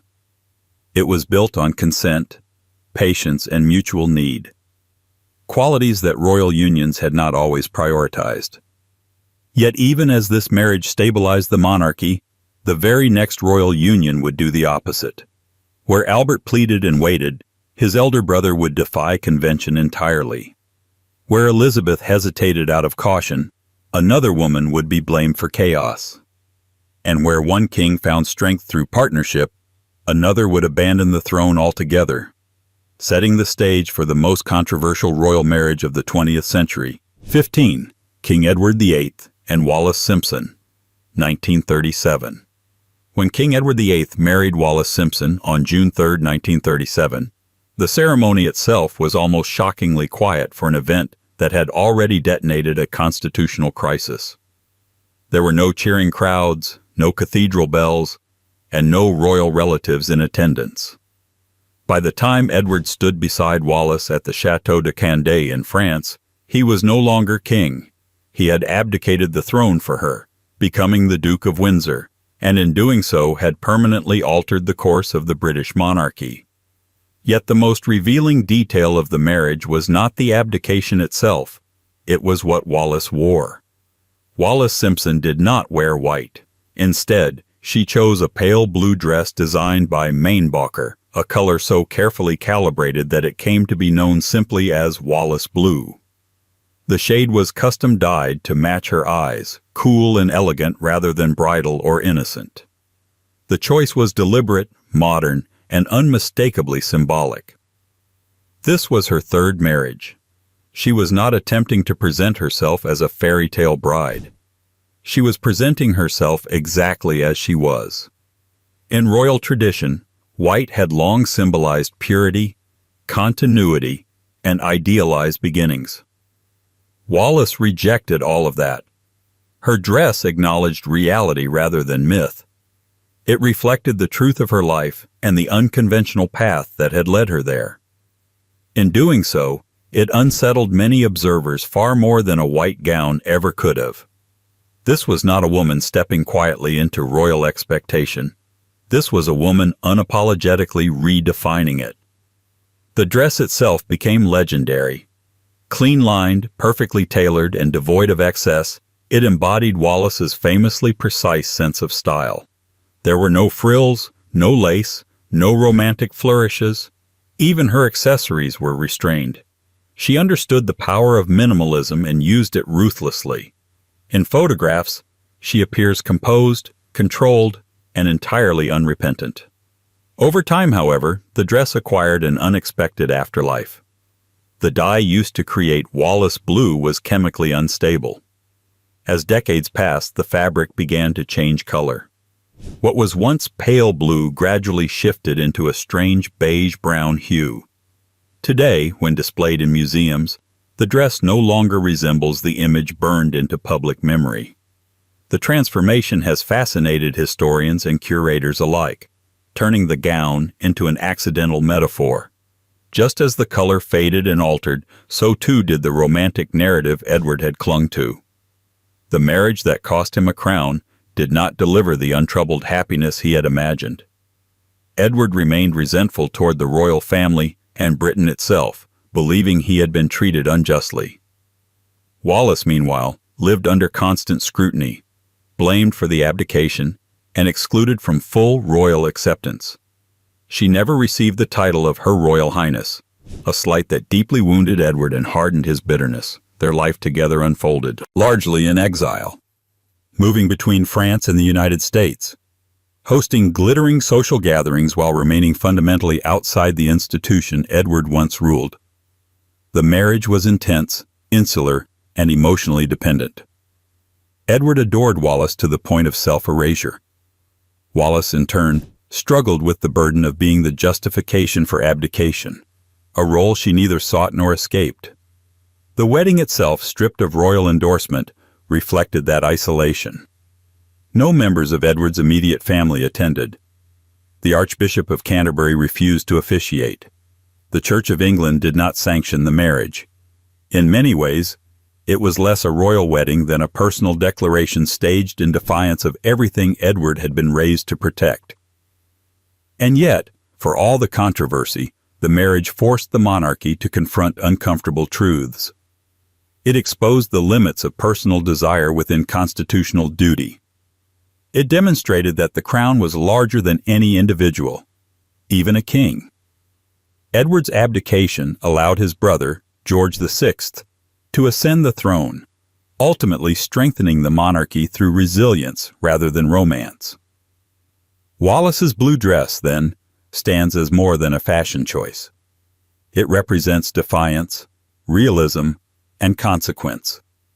It rejected illusion in favor of clarity. It acknowledged that this marriage was not a beginning, but a culmination of choices that could not be undone. The dress faded, the romance complicated, and the fairy tale dissolved. But the impact endured. In retrospect, Edward and Wallis's marriage marks the end of one era and the beginning of another. After them, royal marriages could never again pretend that personal happiness existed separately from public responsibility. Every union would be measured against this moment, this sacrifice, this exile, this blue dress that refused to pretend otherwise. And yet, as dramatic as this chapter was, it was not the most dysfunctional royal marriage in British history. Long before abdication and exile, another king entered a union so disastrous that it collapsed almost immediately, marked not by quiet rebellion or symbolic color, but by open contempt, public humiliation, and a wedding day that shocked even hardened courtiers. 16. King George IV and Caroline of Brunswick, 1795. When George, Prince of Wales, later King George IV, married Caroline of Brunswick on April 8, 1795, the union was doomed almost from its first breath. This was not a marriage strained by time or circumstance. It was one that collapsed on contact. The shocking truth is not merely that the couple disliked each other, but that the groom arrived at the altar visibly intoxicated, so impaired that he reportedly had to be physically supported through the ceremony. In the rigid, image-obsessed world of Georgian royalty, the scene was nothing short of scandalous. The background to the wedding explains much of its dysfunction. George was deeply in debt, drowning in extravagant spending that Parliament refused to bail out unless he married and produced a legitimate heir. Caroline, a German princess he had never met, was selected as a solution to a financial problem, not as a partner. George, already emotionally attached to Maria Fitzherbert, a Catholic widow he considered his true wife, resented the arrangement intensely. From the start, this marriage represented coercion rather than choice. Their first meeting was catastrophic. George found Caroline unrefined, loud, and socially awkward. Caroline, in turn, was unimpressed by George's appearance and demeanor. There was no attempt to conceal the mutual disgust. On the night they met, George reportedly asked for alcohol almost immediately, a habit that would become emblematic of his approach to the marriage. By the time the wedding day arrived, his resistance had hardened into open contempt. During the ceremony at the Chapel Royal in St. James's Palace, George was visibly unsteady. Observers noted his glassy eyes, slurred speech, and lack of composure. Two dukes were said to be positioned nearby to keep him upright. The symbolism was brutal, a future king so unwilling to participate in his own marriage that he dulled himself to get through it. Caroline, inexperienced and hopeful despite the tension, was left to endure the humiliation in full view of the court. The marriage deteriorated immediately. The couple spent almost no time together after the ceremony. George avoided Caroline whenever possible, retreating into separate residences and refusing even basic marital courtesy. Caroline, isolated and confused, struggled to navigate English court life without support from her husband. Their relationship became a battleground of public accusations, surveillance, and mutual hostility. Despite the animosity, one critical outcome occurred. Caroline gave birth to Princess Charlotte in 1796. The child was celebrated as a future hope for the monarchy, but even this could not stabilize the marriage. George showed little interest in either his wife or daughter, while Caroline clung to Charlotte as her sole source of affection and purpose. When George later restricted Caroline's access to her child, the conflict escalated dramatically. What makes this marriage particularly shocking is how openly it collapsed. Royal dysfunction is often hidden behind ceremony and discretion, but George and Caroline's hostility spilled into public life. Accusations flew, investigations were launched. Caroline's behavior was scrutinized relentlessly, while George leveraged his power to isolate and discredit her. The public, increasingly aware of George's excesses and cruelty, largely sided with Caroline, turning her into an unlikely symbol of resistance. When George eventually became king in 1820, the situation reached its bitter climax. He attempted to prevent Caroline from being crowned as queen consort. On Coronation Day, Caroline was physically barred from entering Westminster Abbey. The image of a crowned king excluding his own wife from the ceremony shocked the nation and cemented George IV's reputation as vindictive and self-indulgent. Looking back, the drunken wedding becomes more than a scandalous anecdote. It was a preview. It revealed a man who treated duty as an inconvenience, marriage as a transaction, and public image as something to be managed through force rather than responsibility. Caroline, for all her flaws, became a casualty of an institution willing to sacrifice individual dignity to preserve control. This marriage stands as one of the most toxic in British royal history, not because it involved secret affairs or whispered resentment, but because its failure was immediate, public, and relentless. There was no honeymoon period, no gradual unraveling. From the moment George staggered through the vows, the marriage existed only on paper. And yet, as disastrous as this union was, it was not unique in royal history. Centuries earlier, another king entered a marriage he found unbearable, one that collapsed not after years of conflict, but almost instantly. In that case, the king's disappointment was so extreme that it reshaped the fate of his bride forever, setting the stage for one of the strangest and most revealing royal separations of all time. 17. King Henry VIII and Anne of Cleves, 1540.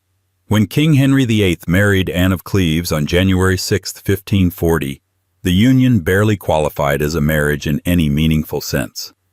It was over almost as soon as it began, unraveling with such speed and awkwardness that even by Tudor standards it stood out as uniquely disastrous. The shocking truth is not just that Henry disliked his new queen, but that the marriage collapsed because the king claimed he simply could not bring himself to be attracted to her, blaming everything from her appearance to her supposed personal habits. Within 6 months, Anne of Cleves would be divorced, demoted, and quietly repurposed into something far safer, the king's beloved sister. The roots of the disaster lay in distance and diplomacy. Anne was a German noblewoman chosen not for romance, but for politics. England needed Protestant allies in Europe, and Anne's brother ruled the powerful Duchy of Cleves. Henry agreed to the match without meeting her, relying instead on a flattering portrait painted by Hans Holbein. The image showed a composed, refined woman of quiet dignity, exactly the kind of queen Henry believed would suit him. The reality, at least in Henry's eyes, was devastating. When Anne arrived in England, Henry decided to surprise her by visiting in disguise, a courtly gesture he believed would charm her. Anne, unfamiliar with English customs and unaware that the stranger before her was the king himself, reacted politely but without enthusiasm. Henry was humiliated. From that moment on, his disappointment hardened into resentment. He complained bitterly to courtiers that the woman in front of him did not resemble her portrait closely enough and lacked the qualities he expected in a queen. Henry's reaction was immediate and dramatic. He reportedly declared that he felt no desire to consummate the marriage and later claimed that Anne had an unpleasant personal presence, language vague enough to scandalize without specifying details. Whether these complaints were exaggerated excuses or genuine disappointment remains debated, but the outcome was clear. Henry wanted out, and quickly. Anne, for her part, was bewildered. She had been raised in a conservative household with little exposure to the theatrical court culture Henry adored. Her manners were reserved, her education practical rather than artistic. What Henry interpreted as dullness was, in reality, cultural difference. But in Tudor England, perception mattered more than fairness, especially when a king's pride was bruised. The wedding itself was tense and joyless. Observers noted Henry's visible lack of enthusiasm. Anne behaved with dignity, unaware that her position was already precarious. Behind the scenes, Henry was instructing advisors, to find a way to dissolve the marriage without triggering international fallout. The solution came swiftly. The marriage would be annulled on the grounds that it had never been consummated and that Anne had previously been engaged, rendering the union invalid. Anne's response to the annulment was remarkable and strategic. Rather than resist or protest, she agreed calmly. She accepted Henry's decision, acknowledged him as her good brother, and cooperated fully with the legal process. In return, she received an extraordinarily generous settlement, multiple estates, financial security, and a permanent place at court.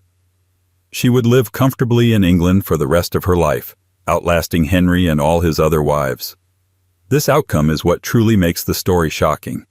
Anne of Cleves is often remembered as the wife Henry rejected, but she may have been the one who emerged safest. She avoided imprisonment, disgrace, and execution. She retained independence, wealth, and dignity. In a court where survival often depended on obedience rather than affection, Anne mastered the art of quiet adaptation. Henry, meanwhile, treated the marriage as an embarrassment to be erased. He blamed advisors, mocked the portrait, and quickly moved on to his next infatuation. The speed with which he discarded Anne exposed how little personal connection mattered in his pursuit of control and image. Marriage, for Henry, was not a bond, it was a tool, and when it failed to satisfy his expectations, he abandoned it without hesitation.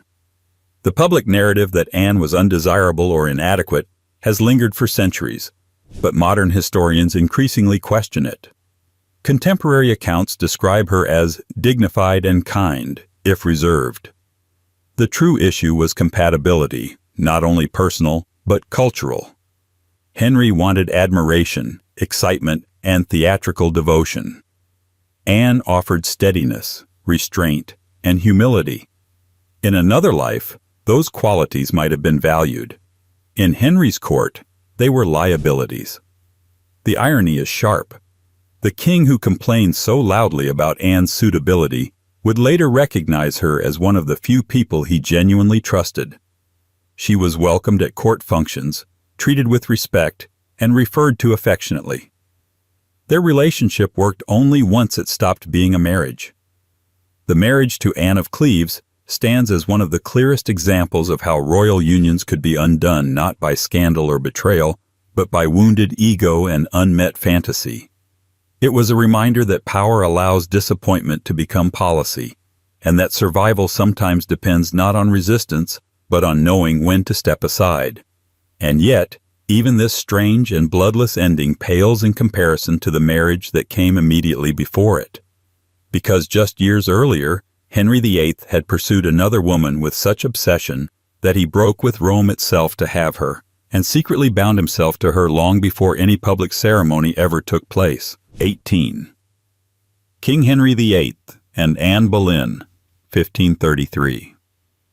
When King Henry VIII married Anne Boleyn, the union was already steeped in secrecy, defiance, and urgency, long before any public ceremony took place.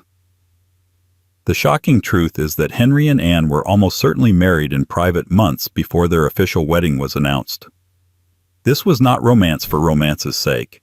It was a calculated act driven by obsession, desperation, and fear of consequences. By the time the court celebrated their marriage publicly, the most important part had already happened behind closed doors. Henry's pursuit of Anne Boleyn was unlike anything he had experienced before. Unlike previous women at court, Anne refused to become his mistress. She was intelligent, sharp-tongued, and acutely aware of her value. Rather than submitting to the king's advances, she withheld intimacy and insisted on legitimacy.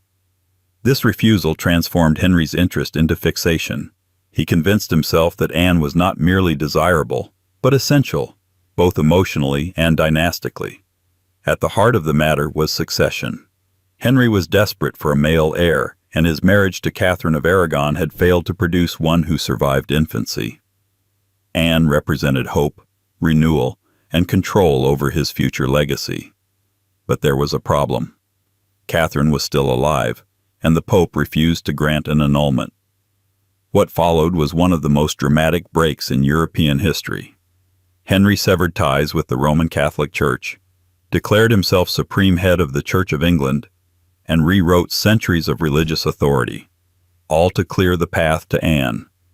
Yet even after this monumental upheaval, Henry was not willing to wait.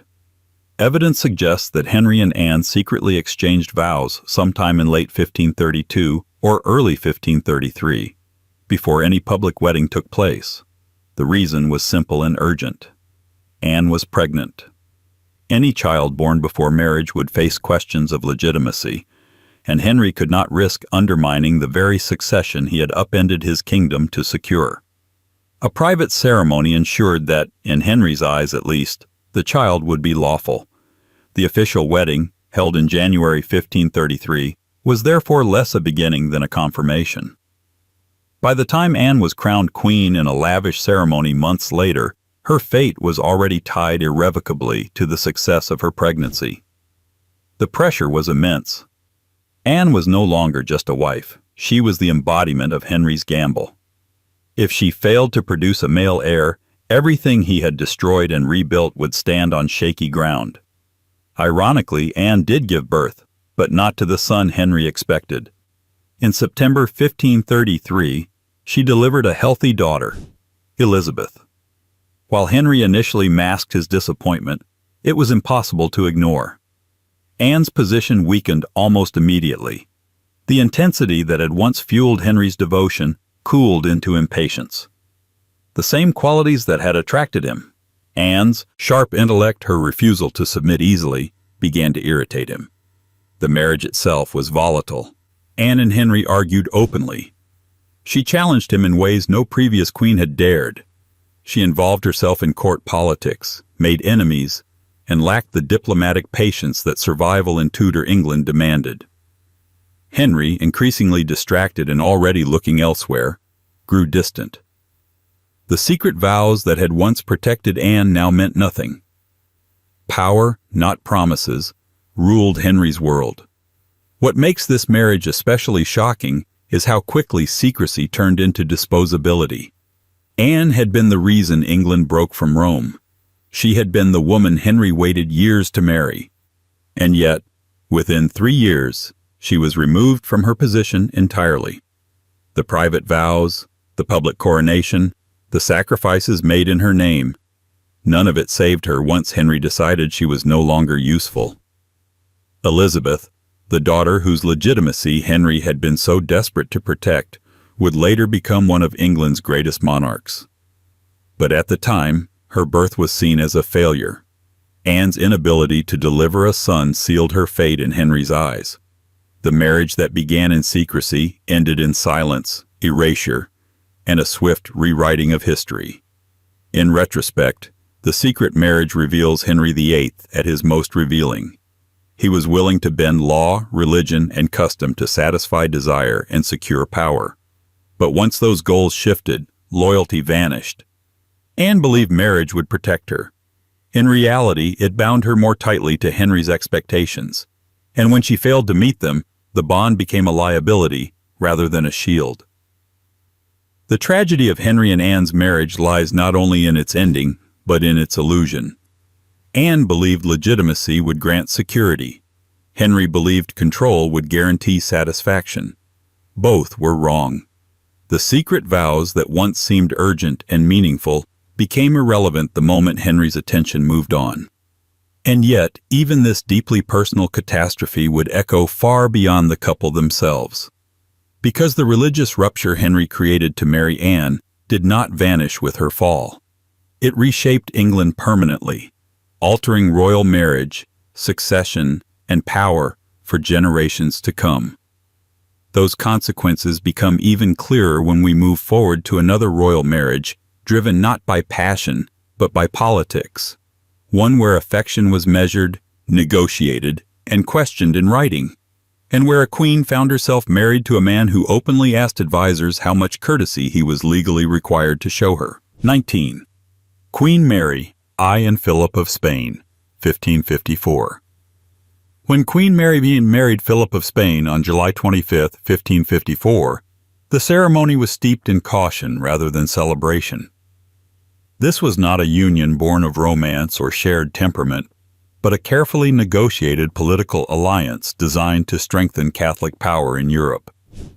The shocking truth is not merely that the marriage lacked warmth, but that Philip, before the wedding even took place, felt compelled to ask his advisors how polite he was legally required to be toward his wife in public. For a reigning queen marrying a foreign prince, the imbalance was stark and painfully revealing. Mary was England's first queen regnant to rule in her own right, a position that made her both powerful and vulnerable. At 37, she was older than most royal brides of the era and deeply conscious of her duty to secure the succession. Philip, by contrast, was 11 years younger, already experienced in dynastic politics, and far more interested in what the marriage could offer strategically than emotionally. From the beginning, the match was unequal, not in status, but in investment. Philip arrived in England speaking little English and harboring few illusions about affection. Contemporary accounts describe his discomfort with Mary's appearance and manner, but more important than attraction was calculation.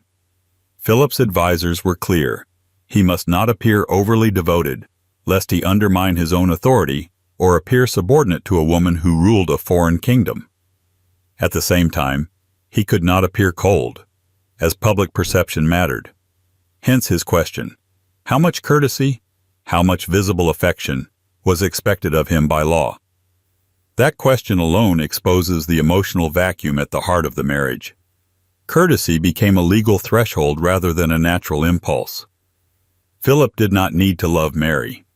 He needed only to perform respect convincingly enough to maintain stability.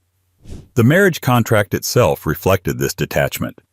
It carefully limited Philip's power in England, ensuring he would not rule independently, appoint foreigners to office, or drag England into Spain's wars without consent.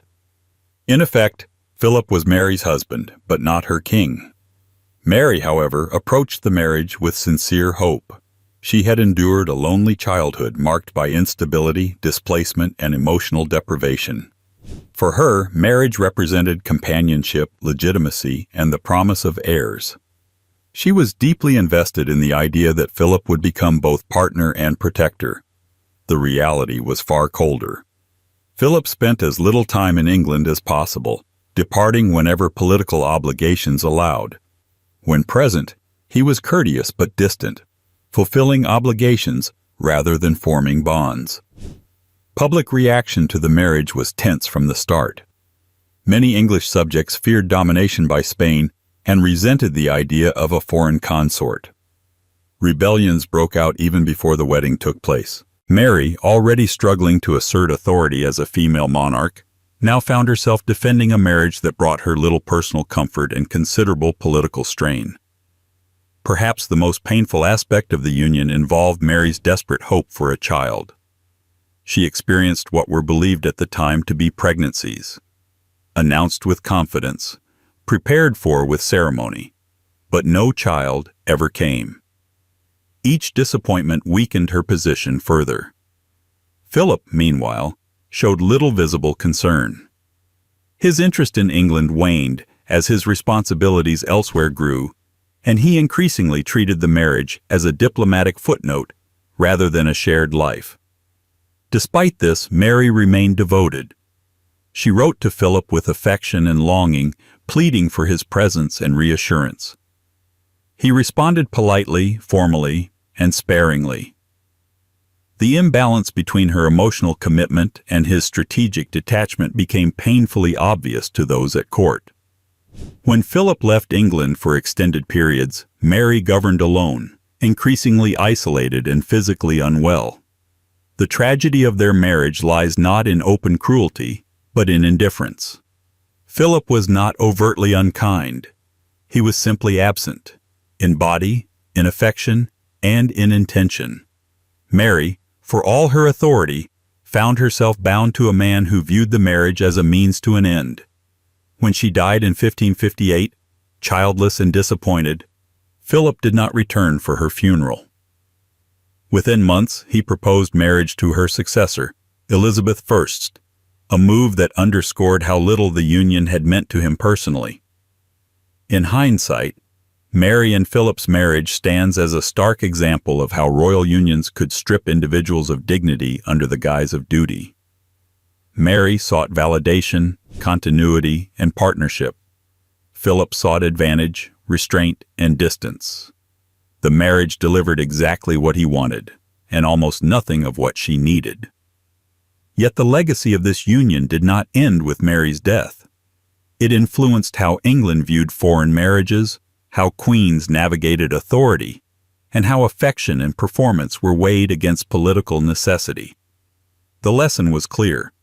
Marriages built solely on strategy rarely produce stability, and emotional neglect can be as damaging as open conflict. That lesson would echo into later centuries, when another royal bride arrived from abroad carrying unfamiliar customs, and found herself bewildered by English habits she did not understand. In that marriage, confusion would replace calculation, politeness would give way to misunderstanding, and something as simple as a request for tea would expose how wide the cultural gap between husband and wife truly was. 20. King Charles II and Catherine of Braganza, 1662. When King Charles II married Catherine of Braganza on May 21, 1662, the match was meant to be a triumph of restoration and diplomacy. Charles had only recently reclaimed the throne after years of exile, and England was eager to project stability, legitimacy, and renewed confidence. Catherine, a Portuguese princess, arrived bearing one of the most valuable dowries in British history, including the ports of Tangier and Bombay. On paper, it was a spectacular alliance. In reality, the marriage revealed how fragile cultural understanding could be, even at the highest level of power. And the most unexpectedly revealing moment came not from politics or scandal, but from a simple request for tea. Catherine had grown up in Portugal, where tea was already a familiar and refined beverage among the upper classes. In England, however, tea was still an exotic curiosity, known only in small quantities and often misunderstood. On her arrival at court, Catherine reportedly asked for a cup of tea, expecting comfort, familiarity, perhaps even a small reminder of home. Instead, the English courtiers, unsure how to respond and lacking tea altogether, offered her a tankard of ale. Catherine was reportedly horrified. This moment, trivial on the surface, perfectly encapsulated the deeper mismatch at the heart of the marriage. Catherine was shy, devoutly Catholic, and accustomed to a quieter, more restrained court culture. Charles II was exuberant, social, and famously indulgent, presiding over a court known for its wit, excess, and informality. Where Catherine sought comfort and familiarity, Charles thrived on novelty and stimulation. From the very beginning, they were speaking different emotional and cultural languages. Charles married Catherine for strategic reasons, not romantic ones. He needed her dowry to stabilize England's finances and strengthen its global position. Catherine, for her part, approached the marriage with sincere hope. She admired Charles and believed marriage would bring companionship and purpose. Instead, she found herself isolated in a court that viewed her religion with suspicion and her personality with impatience. Tea, ironically, would eventually become Catherine's most enduring legacy. Though initially misunderstood, her preference for it gradually influenced English court habits. Over time, tea gained popularity, eventually becoming a defining feature of British culture. What began as a moment of confusion evolved into quiet transformation, an unintended cultural export that outlived the marriage's emotional failures. Catherine's challenges extended far beyond beverages. She struggled with the English language, unfamiliar customs, and a court that made little effort to accommodate her. Charles, meanwhile, made no attempt to hide his ongoing relationships with other women. His court was filled with mistresses who wielded influence, charm, and confidence, qualities Catherine lacked and could not easily develop in such an environment. Perhaps most painful was Catherine's inability to produce an heir. Despite multiple pregnancies that ended in loss, she never bore a surviving child. In a monarchy desperate for stability, this failure weakened her position further. Charles, while affectionate toward Catherine in a formal sense, did not change his behavior or priorities. He acknowledged numerous children born outside the marriage and showed them public favor, a constant reminder of Catherine's vulnerability. Yet despite everything, Catherine remained loyal. She did not publicly challenge Charles, nor did she retreat entirely into bitterness. She focused on religious devotion, charity, and quiet dignity. When political tides turned against Catholics later in Charles's reign, Catherine became a target of suspicion and rumor. Charles, to his credit, defended her publicly and refused to divorce her, even when doing so might have served his interests. In that sense, their marriage contained a strange contradiction: emotional distance paired with institutional loyalty. The tea incident, often retold as amusing trivia, reflects something deeper than cultural misunderstanding. It reveals how little effort was made to bridge differences. Catherine was expected to adapt fully to England, while England showed minimal curiosity about her world. Her request for tea was not indulgence. It was familiarity. The ale offered in its place symbolized substitution rather than understanding. Over time, Catherine adjusted. She learned English, navigated court life more skillfully, and found moments of acceptance. But the marriage never became emotionally fulfilling. Charles remained a king of appetite and distraction. Catherine remained a queen of patience and endurance. They coexisted rather than connected. After Charles's death in 1685, Catherine returned to Portugal, having survived political hostility, personal disappointment, and cultural isolation. Her influence on England lingered not through heirs or policy, but through habits and customs that slowly took root. Tea, once alien, became national ritual. Catherine herself faded quietly from English life, her personal sacrifices largely forgotten. Looking back, the marriage of Charles II and Catherine of Braganza illustrates how royal unions can succeed politically while failing emotionally. It shows how power can coexist with profound misunderstanding, and how something as small as a drink request can expose the distance between two worlds forced together by necessity. And as royal history continued, those distances would sometimes grow even more dramatic. In the next marriage, suspicion would replace confusion, storms would replace silence, and a king would become convinced that unseen forces were working against his bride, turning a royal wedding into a hunt for enemies no one else could see. 21. King James I and Anne of Denmark, 1589. When King James VI of Scotland, later King James I of England, married Anne of Denmark in 1589, the union began not with celebration but with fear, suspicion, and an extraordinary belief that unseen enemies were trying to prevent the marriage itself. The shocking truth behind this royal union is not a scandal of infidelity or insult, but something far stranger. James became convinced that hostile forces were deliberately raising storms to stop his bride from reaching him, and this belief would permanently shape his worldview, his reign, and his obsession with hidden threats. Anne of Denmark was only 14 when the marriage was arranged, a standard diplomatic age for the time, but still emotionally daunting. She was poised, intelligent, and raised in a cultured Scandinavian court that valued ceremony and refinement. James, by contrast, was already 23 and deeply shaped by a turbulent upbringing. He had grown up surrounded by conspiracies, regents, and violent political upheaval. From an early age, he learned to believe that danger often lurked behind ordinary events. That mindset came roaring to the surface when Anne attempted to sail from Denmark to Scotland to complete the marriage in person. Her fleet encountered violent storms and was forced to turn back repeatedly.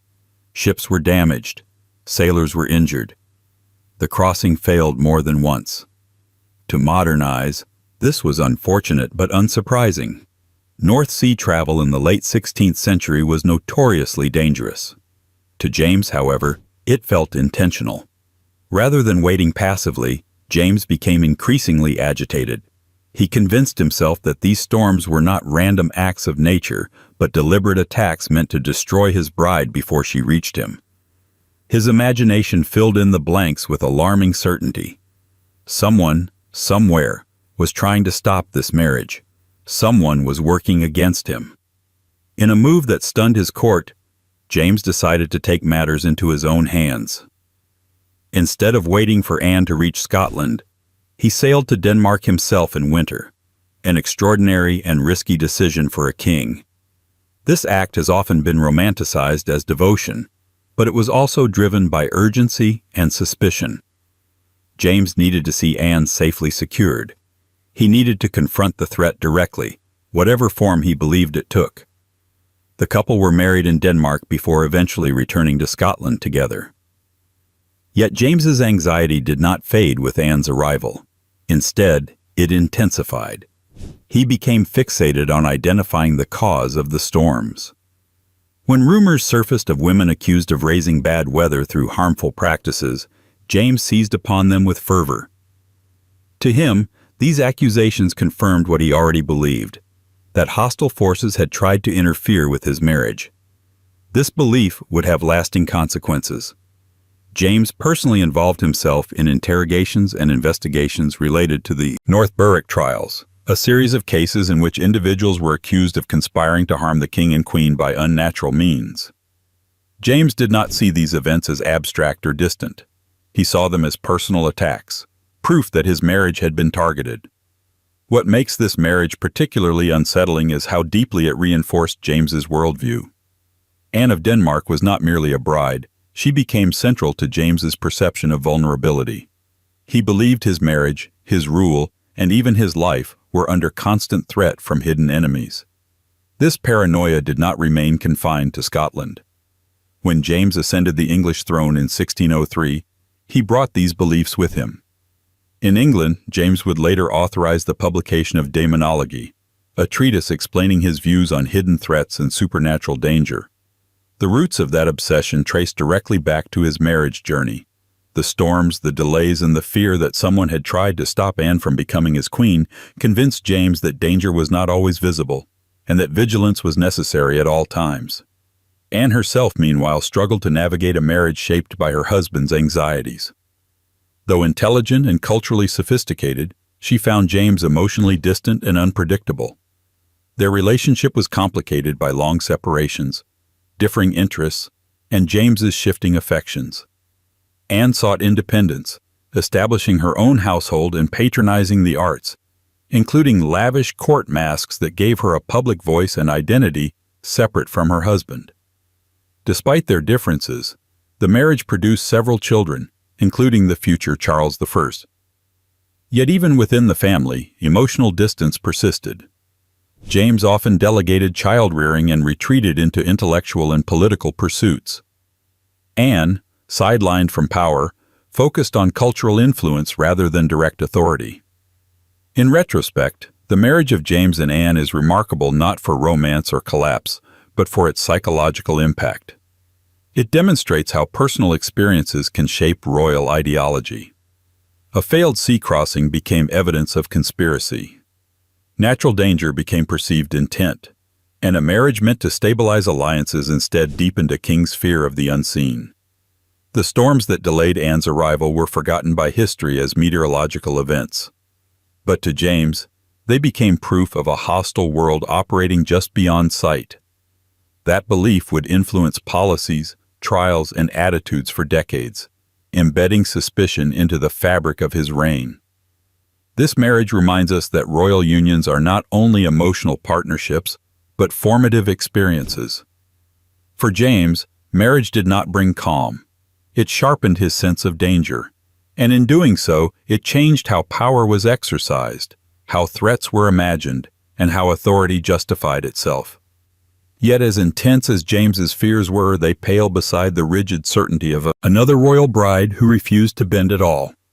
In the next marriage, belief would clash openly with ritual, faith would collide with ceremony, and a young queen would make an unforgettable stand by refusing to be crowned alongside her own husband. 22.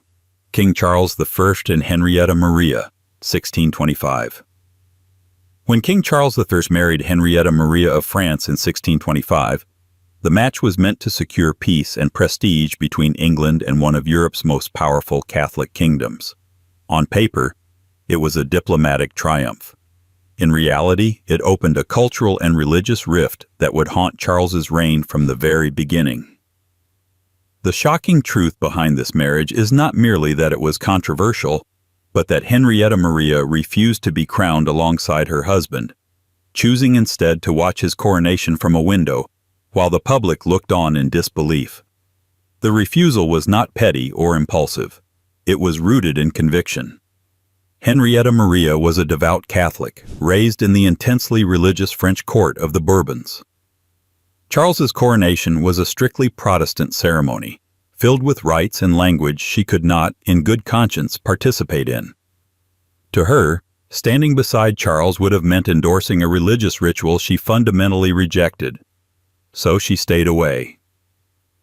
For a royal bride, especially a queen consort, this was unprecedented. Coronations were meant to present unity, continuity, and divine approval.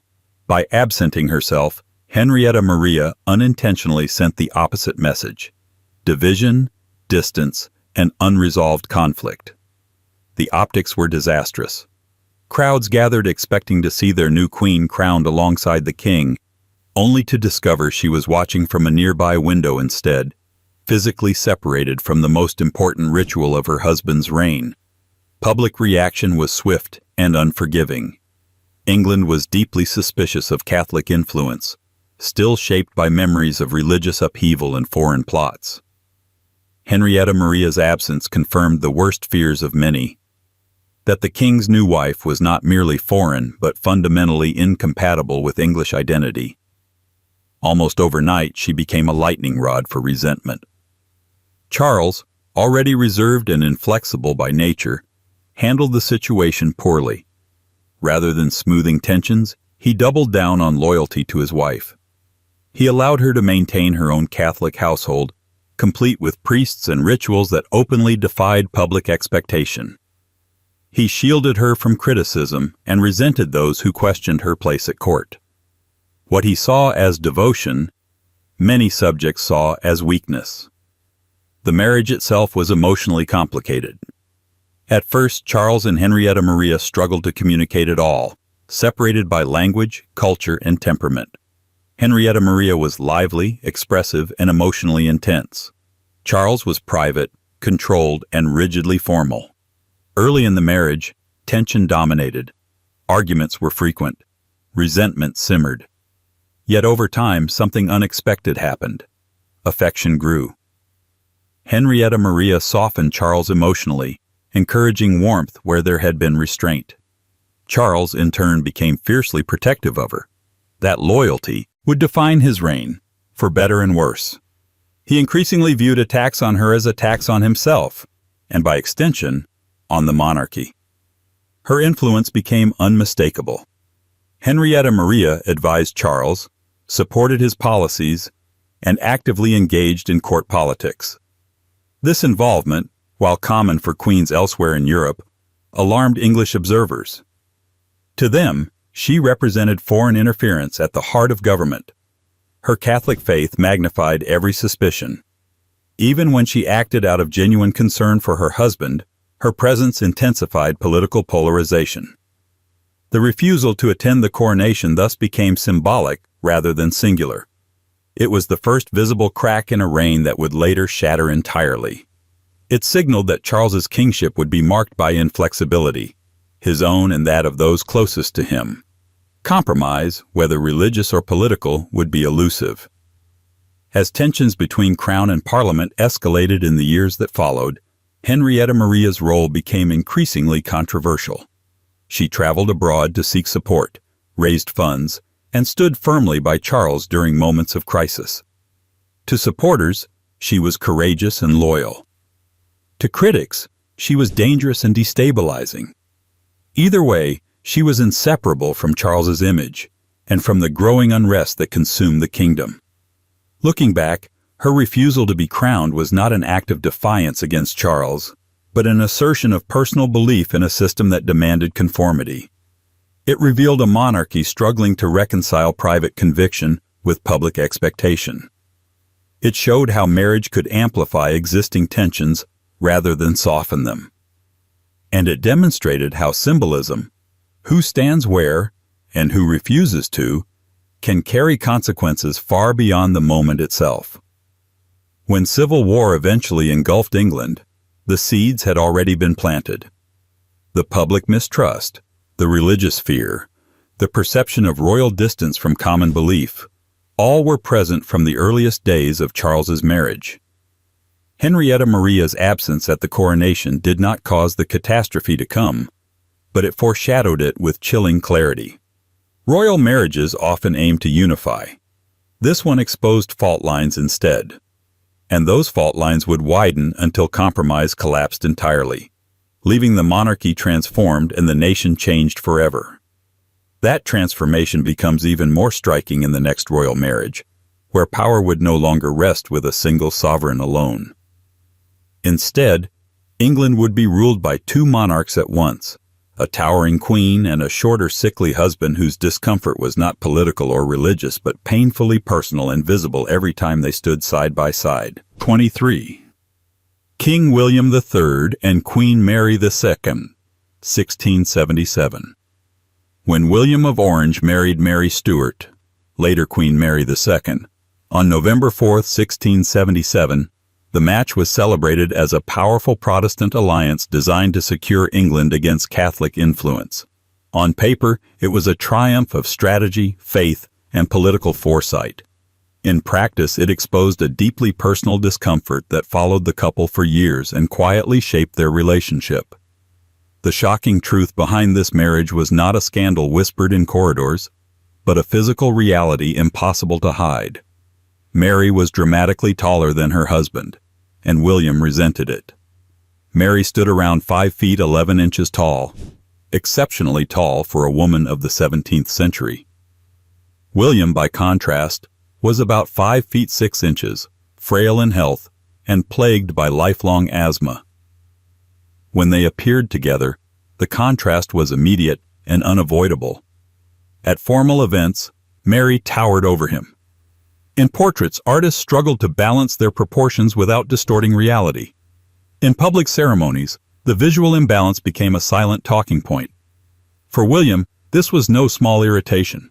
He was acutely sensitive to how he was perceived. Raised in a world where kingship was inseparable from physical authority, presence mattered. Height, posture, and command were part of the unspoken language of power. Standing beside Mary, William felt diminished, not politically, but symbolically. He reportedly disliked being seen next to her in public, especially during formal occasions where optics mattered most. Mary, for her part, was painfully aware of the issue. She was gentle, devout, and emotionally attuned, often shrinking herself, literally and figuratively, to ease her husband's discomfort. She stooped slightly in public. She wore flatter shoes. She deferred visibly, even though her royal blood gave her a stronger claim to the English throne than William's. In private correspondence, Mary expressed deep concern about upsetting him, revealing how much effort she invested in maintaining his emotional equilibrium. The imbalance extended beyond height. Mary was the daughter of King James II of England, making her the legitimate heir in the eyes of many Protestants. William's authority, by contrast, depended largely on marriage and political necessity. When the Glorious Revolution of 1688 placed them jointly on the throne, this dynamic became even more complex. England now had two monarchs, one tall, beloved, and English-born, the other shorter, foreign-born, and often absent due to military campaigns. Despite this, William insisted on ruling as king in practice, not merely consort. Mary agreed, stepping back publicly and allowing William to lead governance whenever he was present. When he was away at war, however, Mary ruled effectively and decisively, earning respect for her competence and composure. This duality defined their marriage. Mary had power but restrained it. William needed authority and guarded it fiercely. The height difference became a visible metaphor for these tensions. In public, Mary's physical presence contrasted sharply with her political restraint. William's smaller stature contrasted with his insistence on dominance. The mismatch was not simply physical. It was symbolic of a marriage where reassurance flowed primarily in one direction. Yet this was not a marriage without affection. By all accounts, Mary loved William deeply. She admired his determination, shared his religious convictions, and accepted sacrifices that few queens would have tolerated. William, though emotionally reserved, respected Mary's loyalty and relied on her judgment. Their partnership functioned not through passion, but through discipline and shared purpose. The irony is that Mary's popularity far exceeded William's. She was seen as warm, pious, and reassuring in a time of political upheaval. William, though respected as a soldier and statesman, was often perceived as cold and distant. The public saw in Mary a comforting presence, one that softened William's severity. And yet, it was Mary who continually minimized herself to protect her husband's pride. When Mary died of smallpox in 1694 at the age of 32, William was devastated. His grief was profound and genuine, shattering any notion that the marriage had been purely strategic. He never remarried.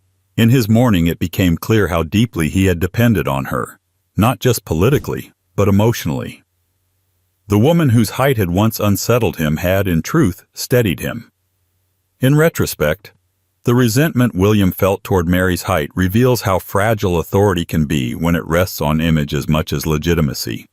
Their marriage shows that even kings are shaped by insecurities, and that queens, even powerful ones, often carry the burden of accommodating them.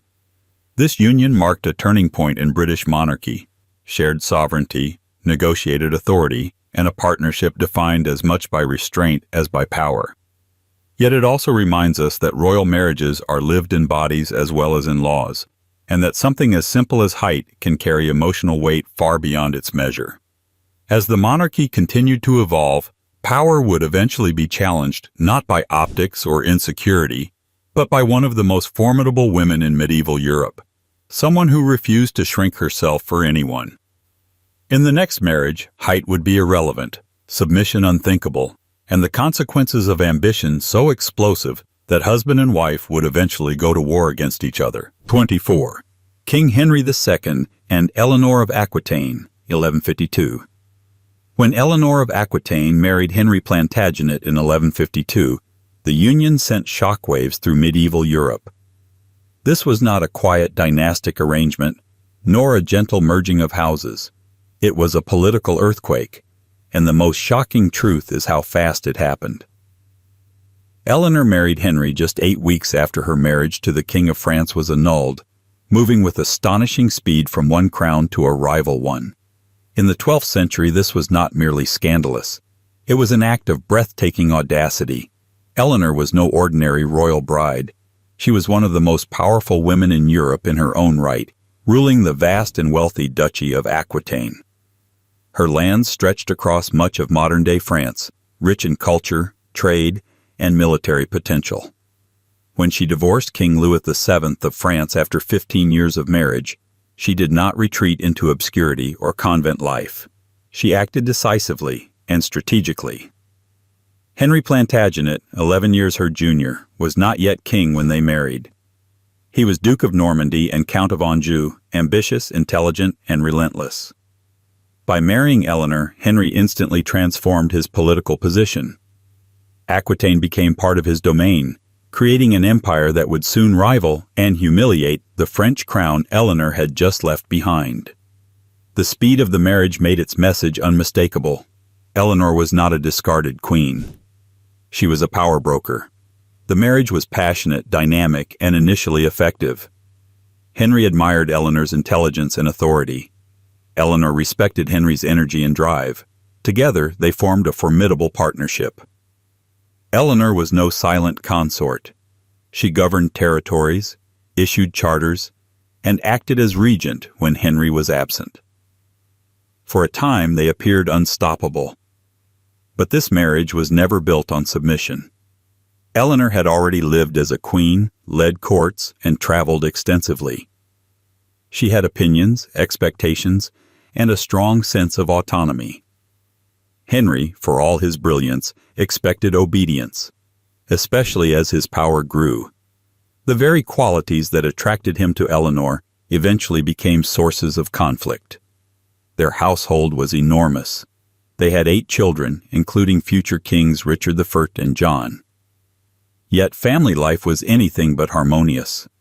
Henry's frequent absences, relentless control, and public relationships with other women created tension that never fully healed. Eleanor, increasingly sidelined, grew resentful of being treated as an accessory rather than an equal. The breaking point came not quietly, but violently. Eleanor supported her sons when they rebelled against Henry in 1173, a move that shocked Europe. A queen taking the side of her children against her own husband was unthinkable. For Henry, it was betrayal of the highest order. For Eleanor, it was resistance. Henry responded ruthlessly.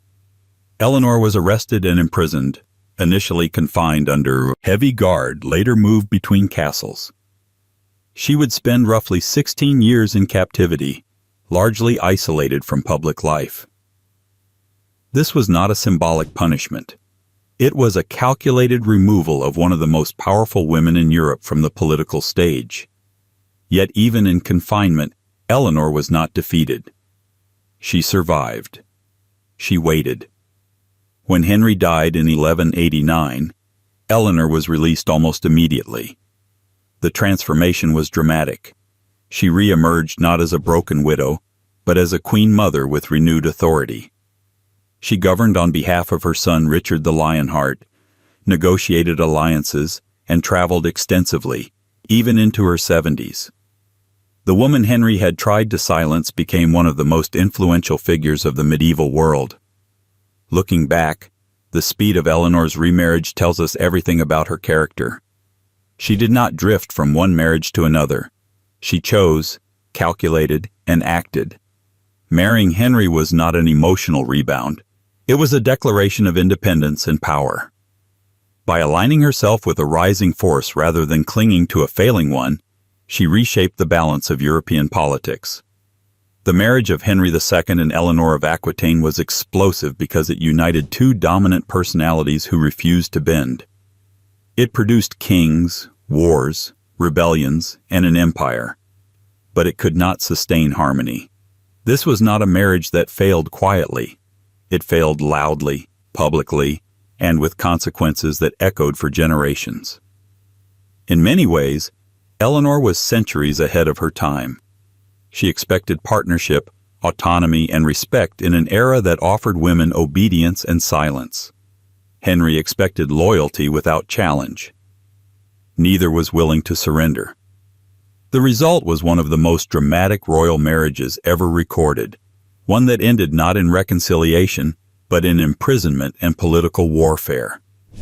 And yet, for all its chaos, this marriage changed history.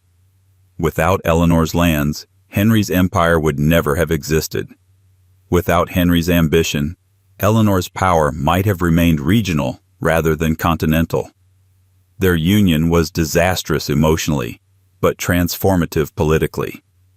As royal history moves forward, the lesson becomes darker rather than brighter. Because while Eleanor survived her marriage and reclaimed her power, another royal bride would not. In the next union, betrayal would be met not with imprisonment, but with total erasure, ending a marriage not in rebellion or exile, but in lifelong captivity that erased a woman from history while her husband ascended to the throne unchallenged. 25. King George IV and Sophia, Dorothea of Celle, 1682. When George, Elector of Hanover, later King George I of Great Britain, married Sophia Dorothea of Celle in 1682, the union was engineered with cold precision and almost no regard for affection. This was not a marriage meant to thrive. It was meant to solve a problem. The shocking truth behind it is not merely that the couple grew apart, but that when the marriage collapsed, George responded by erasing his wife from life itself, imprisoning her for 32 years and forbidding her from ever seeing her children again. Sophia Dorothea was not powerless. She was the only daughter of George William of Brunswick-Lüneburg and brought with her a significant inheritance. Her marriage to George consolidated territory and wealth within the Hanoverian family, keeping assets from drifting to rival houses. From the start, the match was transactional. George resented being forced into it. Sophia Dorothea resented being treated as property rather than partner. Neither entered the marriage with illusions. Their incompatibility was immediate. George was rigid, emotionally distant, and openly dismissive. He pursued other relationships almost from the beginning, barely attempting discretion. Sophia Dorothea, young and isolated in a foreign court, found herself trapped in a loveless arrangement with a husband who neither respected nor protected her. The imbalance of power was absolute, and it would only grow. Despite the misery, the marriage produced 2 children, George Augustus, the future George II, and Sophia Dorothea of Hanover. For a brief moment, duty appeared fulfilled. But children did not soften George's hostility. If anything, they cemented his control. Once heirs were secured, Sophia Dorothea's usefulness in his eyes diminished further. The emotional vacuum left Sophia Dorothea vulnerable. She sought companionship and understanding where she could find it, forming a close bond with Count Philipp Christoph von Königsmarck. Whether the relationship was romantic or merely emotional remains debated, but its discovery proved catastrophic. George seized upon it as justification, not just for divorce, but for obliteration. In 1694, Königsmarck disappeared under mysterious circumstances. His body was never found. Almost immediately afterward, Sophia Dorothea was accused of infidelity, divorced, and declared dead in all but name. She was stripped of her title and removed from court without trial or public defense. The punishment was absolute. Sophia Dorothea was confined to Alden Castle in Lower Saxony, where she would remain for the rest of her life. Her imprisonment was not symbolic. It was real, enforced, and unrelenting. She was forbidden from remarrying. She was forbidden from leaving. Most cruelly of all, she was forbidden from seeing her children. Letters were censored. Contact was blocked. She existed in isolation while her husband moved freely through Europe, advancing politically and socially without consequence. When George ascended the British throne in 1714, Sophia Dorothea's situation did not change. She became, in effect, a liability, an inconvenient reminder of a past George wished to erase. A living wife complicated optics. A visible one threatened legitimacy. So she remained hidden, locked away in a quiet castle, while George ruled one of the most powerful kingdoms in the world. Public sympathy for Sophia Dorothea grew quietly over time. Stories of her captivity circulated, painting her as a tragic figure undone by a marriage designed to contain her rather than support her. Meanwhile, George's reputation suffered. He was viewed as cold, unfaithful, and ruthless, traits that would follow him throughout his reign in Britain. Sophia Dorothea endured captivity for 32 years. She died in 1726, never having seen her children again. Her son would become king. Her daughter would marry into royalty. Sophia Dorothea herself would be remembered, if at all, as a cautionary tale. What makes this marriage uniquely dark is not just its cruelty, but its efficiency. George eliminated inconvenience without spectacle. There was no public trial, no dramatic confrontation, no resolution. There was simply removal. In a system where kings wielded unchecked authority over their spouses, Sophia Dorothea discovered the cost of being inconvenient rather than powerful. This union exposes the ugliest edge of dynastic marriage. When love was irrelevant and duty transactional, punishment could be absolute. Sophia Dorothea did not rebel openly like Eleanor of Aquitaine. She did not challenge ritual like Henrietta Maria. She did not provoke scandal like Caroline of Brunswick. She simply existed in the wrong marriage, and paid for it with her life in confinement. In hindsight, her story stands as a grim bookend to centuries of royal unions, driven by power rather than partnership. It reveals what happened when monarchy faced personal failure and chose suppression over compromise. And it reminds us that behind royal pageantry were lives shaped and sometimes destroyed by decisions made without consent. As British royal marriages continued into the modern era, such absolute punishment would become impossible. Public scrutiny, changing values, and evolving expectations would slowly strip monarchs of the power to disappear their spouses. Yet the shadow of these earlier unions lingered, informing every modern royal marriage with an unspoken warning about what happens when duty is allowed to eclipse humanity entirely.